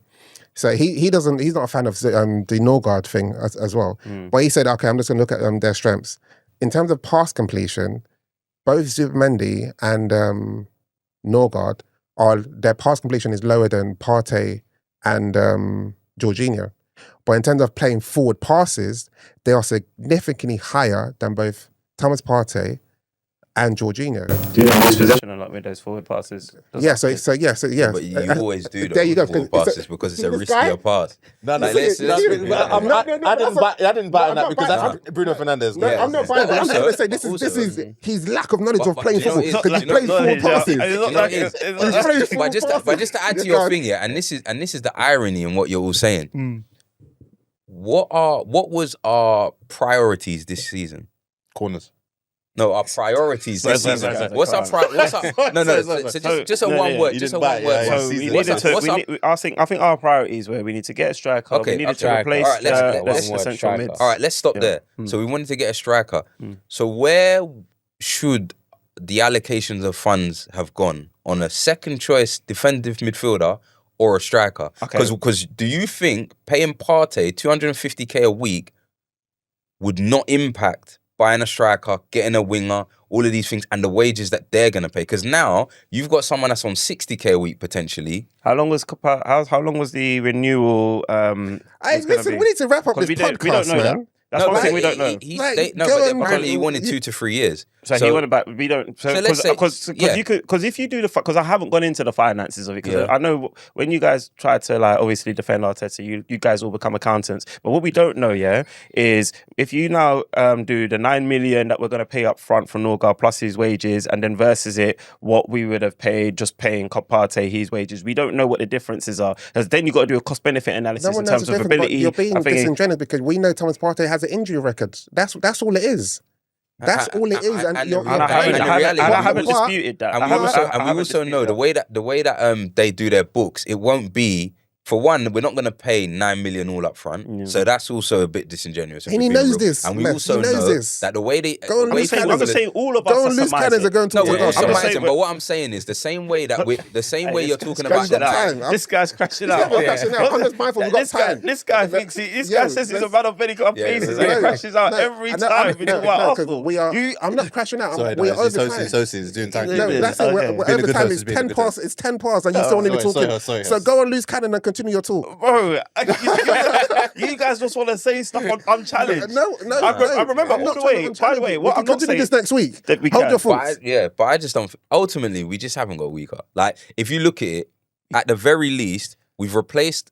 You're saying we have weaker on potential. I'm saying as it is today, we are weaker. Not potential. Also numbers, potential, numbers, and reputation. At the end of the day, Zubimendi's better than Partey. Based on reputation and what we've seen today, he's better than Partey. All right. All of the other stuff, Norgard, you could argue Jorginho's better, but I'm not going to dispute that. Kepa's better. We know. Mascara is better than nobody right now. And right now we have nobody in that position or injured Tomiyasu, if you want to include Or him. Timber. Who's never because Timber's our right Because back. we're gonna act like No, Timber. because is Timber's now- Timber's our right Timber back. wasn't a centre Oh, back. okay. How He's many a games has he right played back. centre back for Arsenal? For No, Arsenal, you let's know just be this. real. Let's We be are real. I am being All right, real. all right. If we're being real about it, let's be real. Timber don't play centre back for Arsenal. But he can do. No, okay, but he doesn't. know that. He doesn't play centre back being for real. Arsenal. No, I am being real. all right, but he can be, he can be. All right, what am I asking you? Because what I'm saying How is many times that has he depth played there is centre-back? great, but I'm just saying it doesn't do anything No, you astronomical need for depth. us. Yeah. Like, Messi, ultimately, you- all right, bro. land your point, let's Messi. be real. We'll Let's move be on. real. with You know what? Listeners with and football, watchers, yeah. we need. Let's ask you the need question. depth. Yeah, you need depth. I- Of So course, what for I'm sure. saying, I'm Listeners and not saying, watchers. like, look, I'm not saying if we finished our transfer window today and this is all we bought, it Issue. would be a failed season. We all know yeah, that. yeah, we yeah. know. So I then know, you're we agreeing all with know- me, basically. No, what I'm saying is I'm not naive enough to think that the transfer window's finishing today. Am I saying it's ending today? No, so then all until- I'm saying is, so what I'm as it saying is today, until- as you and I, Della, Marley Mar, and Drayman sit here recording this pod today, our business, we've got weaker. No, I but that's why I disagree. I don't I'm agree not with saying- that, and but just I because also we don't haven't- agree with just that because we you've haven't- got stronger. Just So because wait, you just think we've just stayed in the same place? No, but you can't really tell right at this But moment. simply by name, but then that again, you can't tell of anyone. Let's say, Yeah, no, of but, course but not, by of course name, by bodies and by name, we've got stronger because we've got more players that can play, that can contribute to the team, and we've addressed all of the areas that we needed to address in terms of replacing, except the striker and the winger. Let's put it to the That's- socials. Let's ask them. We can ask Yeah, them, but yeah, it's, yeah. I Let's don't ask the mind. But, socials. but, No, it's, no. but it's Let's simply just by say- numbers. no, We haven't got weaker. But I get your premises in you think Zubimendi and Norgard are worse than Partey and Jorginho. You was never talking about Norgard. Nobody was. No, but I didn't say Nobody that. was. I know. I sat here and said to you, I don't necessarily, I wouldn't have gone that route. But that don't mean that we're weaker. That don't mean that we're weaker because Zubimendi's better than Partey and Jorginho today. Maybe in their careers before. And what they're going to give, their injury records, their whatever, and what Arteta's probably wants from them, they may be able to do it better. If Arsenal played No, Real answer your question Sociedad back last to the listener in the so we can season move that just on, gone, please. you would have thought Zubimendi would have got the better of Partey. But that football I'm just doesn't work asking. like that. Football doesn't work like that. If they were It's playing, not- but it's then not that's that like, question. but I'm then just that's like asking me saying, because I don't want to alright, know how but that's football like me works. saying, I don't want to know how football if works. Spain played I just Ghana, okay, would no, Zubimendi get the listen, better? I don't want to know how football works. I don't want to know how football works. I just want to know what your answer is to Let's that move on. question. More better than Let's move Real on from Sociedad. So Arsenal. that Yeah, would, Messi, But then all of a sudden now No strives. Zubimendi's better than Partey. No But strives. Zubimendi- I strive, but that's a general consensus. Ultimately, the goal is to make Arsenal as a team better. Better. And- Yeah. So they've made Oh, it what? And better. Zubimendi and Norgard does that. I don't know Strives, yet. can you ask your I question to know the Norgard listeners? is a good player. I know that much. Ask your question to the listener as people watching, then we can move on, please. Is Arsenal stronger or weaker with the business that we have conducted thus far? And make sure you clip that up and pull it in short so we can get an answer. Okay. Yeah, cool. Very, very quickly, guys, United fans, there's not really much going on. Obviously, it's all in Bromo, but anything you want to say quickly because we need to wrap up? It's slowed down a little bit. I'm encouraged by who we've been linked with. Obviously, Mbuemo's taking forever and a day to be concluded, but I would like to think in a couple of weeks we would have know where that's what's happening with that. Would you be mad if we pulled out of that? pulled out? No, Not pulled out, but stuck with like what we've submitted. I wouldn't be mad if we stuck with what we've Not pulled out. I saying I should say submitted. that. But I feel like we're not far away from getting that deal done. So I think it would be not naive. That's probably the wrong one word to use. But I think it would be foolish to pull out of a deal now. I think we've only submitted 2 bids, and Because he's only got a year left on his contract, you know. Yeah, I think 65. Second thoughts. Because I'm thinking if United are looking at finances, this is how I'm thinking. This is probably how they're thinking. If we can't offload players, and we know that Mbuemo wants to come to Man United, and he's like, yeah, I'll come, whatever. We could sign him for free next year. Yeah, you need it. This would be terrible. Yeah, I think I know, but I'm just thinking If you don't bring him in, devil's advocate. you still have to make They'll a bring sign. in a striker. They'll definitely bring in a striker. They'll spend, but the thing is, obviously, Sancho. Again, he's not taking any lower wages, so are we going to sell him? Probably not. What do you think United need? Like, right now. Yeah. I would say A miracle, yeah, literally. no. I'll say a striker and a goalkeeper. A winger. As soon as we fill those positions with better quality, I think we look like a bit different team. I swear your you gaffer think- said you he's think putting his midfield as faith well? in the goalkeeper now. Yeah, and that annoys me. I don't want to believe that. Martinez. I'll take Martinez. To be Yeah. fair. I think he's an improvement on Onana, just for the sheer fact that is you can be a little bit more assured of him in goal than Onana, because Onana, you've seen him in pre-season at the minute. He's playing left wing, bruv, for most of the clips we're seeing, bruv. I ain't seen one clip where he's in the goal, bruv.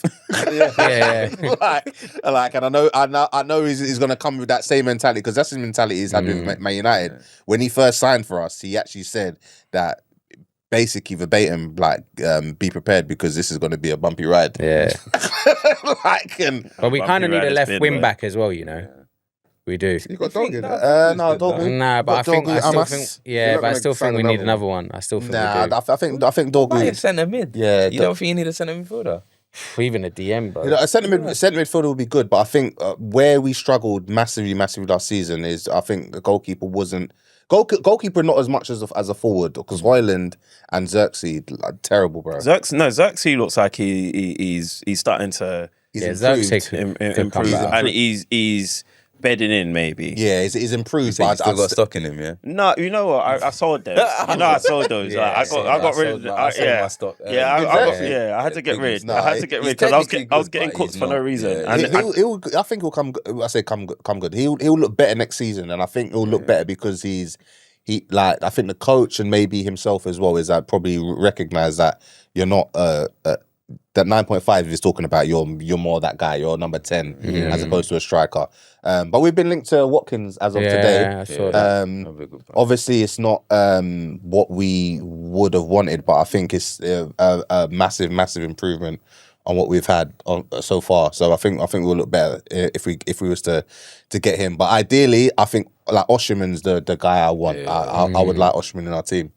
Been linked with Liverpool today. Obviously, there's quite a few teams are looking for strikers. So, but yeah, I mean, it's ticking over. Hopefully, you lot are just gonna get whoever Arsenal and Liverpool don't want. Okay. I feel like the issue is always going to be if we don't sell as well. That's the bigger issue, mate. It's not even that. It's not even that, bro. We need to sell. So just due to time, let's just do our back pages and try to go and do He's laughing like they've got a striker in the bag, bro. Do you know what I mean? I just want you guys to know that you lot are below us.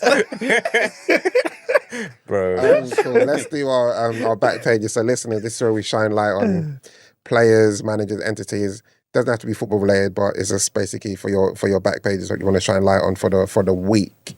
Strives, I'll let you go first. I didn't really think about it too much, but I'll give it to Angel Di Maria for his contributions to the FIFA Club World Cup. The goal he scored against, obviously it was a penalty, but he scored against Chelsea and looked like he gave Benfica some glimmer of hope. And now he goes to he goes back to Argentina and plays for his boyhood club. Niels. Yeah, man. Cool. So yeah, man, been a brilliant career, man. Well played, Angel Di Maria, man.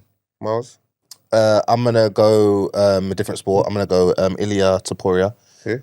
MMA. Yeah. Okay. Yeah, he's making a habit of knocking out my favorite fighters. So I'm gonna go Ilya, bruv. Yeah. I need to watch that still. I need to watch that back. Clean. Yeah, bruv. Nasty work, bruv. Draymond? Mine's gonna go. It's still football, but it's to do with the FA Disability Cup. There's big shout out to them. I think it was started in 2017. It's like for obviously players that are blind, amputated, deaf, that live their dream and play football. Yeah, I saw some clips from that. Yeah, bro. I'm just watching it thinking, damn, this guy can hit the ball better than me. Can't even see. Who gets your vote? Just the overall now, like in terms of the FA, I think it's the FA that do it. Okay. This Disability Cup started in 2017, so I think it's sick in terms of people with disabilities living their dream, like kicking ball, like you can't go wrong, and they're dope. I can't lie, you watch it, you're like, yeah, they're good. I watched a film with is it Michael Edwards? Not Michael Edwards. With Adam Sandler. I don't know. And basketball. No, not Adam Edwards. I don't know. The one from Top Boy. I watched that as well. You know, the homeless World Cup. The homeless World Cup. It's real, isn't it? Yeah, it's real. Yeah. I watched it. It was decent. But when I was watching, I was thinking, if they're homeless, why didn't you just sponsor them to get home? Yeah, to take them to the World Cup? Yeah, that's a good. Yeah, that's a good point. But I said, Messi, go on you. So I'll give a shout out to KD's just gone to the Houston Rockets. So he just got traded, gone to the Houston Rockets. He's my favorite basketball player at the moment. Well, the way they broke that, they always cracks me up. Yeah. They do not know what is happening with their lives, bro. That brother was on stage and was like, "Oh, you got traded." Yeah, and it's like, What? That's what they wanted. Bro, I'm happy. You're happy. It's crazy. And obviously, shout out to Ethan. Obviously, the England under-21. Yeah. Shout out to all of them. Really, Harvey Elliott, to be honest, was the player of the tournament. So shout out to him. But Ethan, my young king, doing his thing. You know what I mean? Cool. Always. I'm going to give my back pages to Pogba, who's signed for Monaco. We were meant to be talking about him today, but obviously Strives. Brother, don't say I know I want to say your name. But yeah, so Pogba is my back pages. Redemption arc, as it would have been titled. So yeah, that's my back pages. But listeners, thank you for rocking with us. Thank you for watching. You can like, comment, subscribe, and also if you want to see more Strives, he is on Loose Cannon podcast. How often is that? Dude. I'm plugging yourself. How often is it? Because you're just a maniac. Why? Because of what? Because we're talking about Arsenal. Bro, I'm plugging my socials. No, it's cool. What's your beef, bro? No, I just don't trust anything the other day. You know what we should do? Big up Messi, man. Big up Messi for rolling the tune, bro. Second appearance, bro. Yeah, come on, man. No, I appreciate it. Comes No, it was and brings good, the man. balance. Obviously, Good to chop it up. Still, It was good to satisfies chop it all the Arteta sexuals out there. How can they find you on Insta and your socials? Messi Music on all the socials. I've been starting. I started some thing on Twitch as well, so I'm just doing like little transfer updates or little Arsenal updates as well. Sick. So yeah, started that, seeing how that's going, because everyone talks to me about ball, and I'm talking to all people about ball on WhatsApp and all of that stuff. So I thought, let me just start actually talking about it. You got to start. Yeah, get me. Use So that still. If you need guest appearances, you can always holler at Strives. yeah, we'll go viral. I really don't know what's wrong with Della. If you need clicks, you need views. This young guy. Button up the top though. Hey, there's a heat wave out there, guys. This isn't for show, bro. I'm getting hot. Yeah, guys, tune in next week to see what Strives is wearing.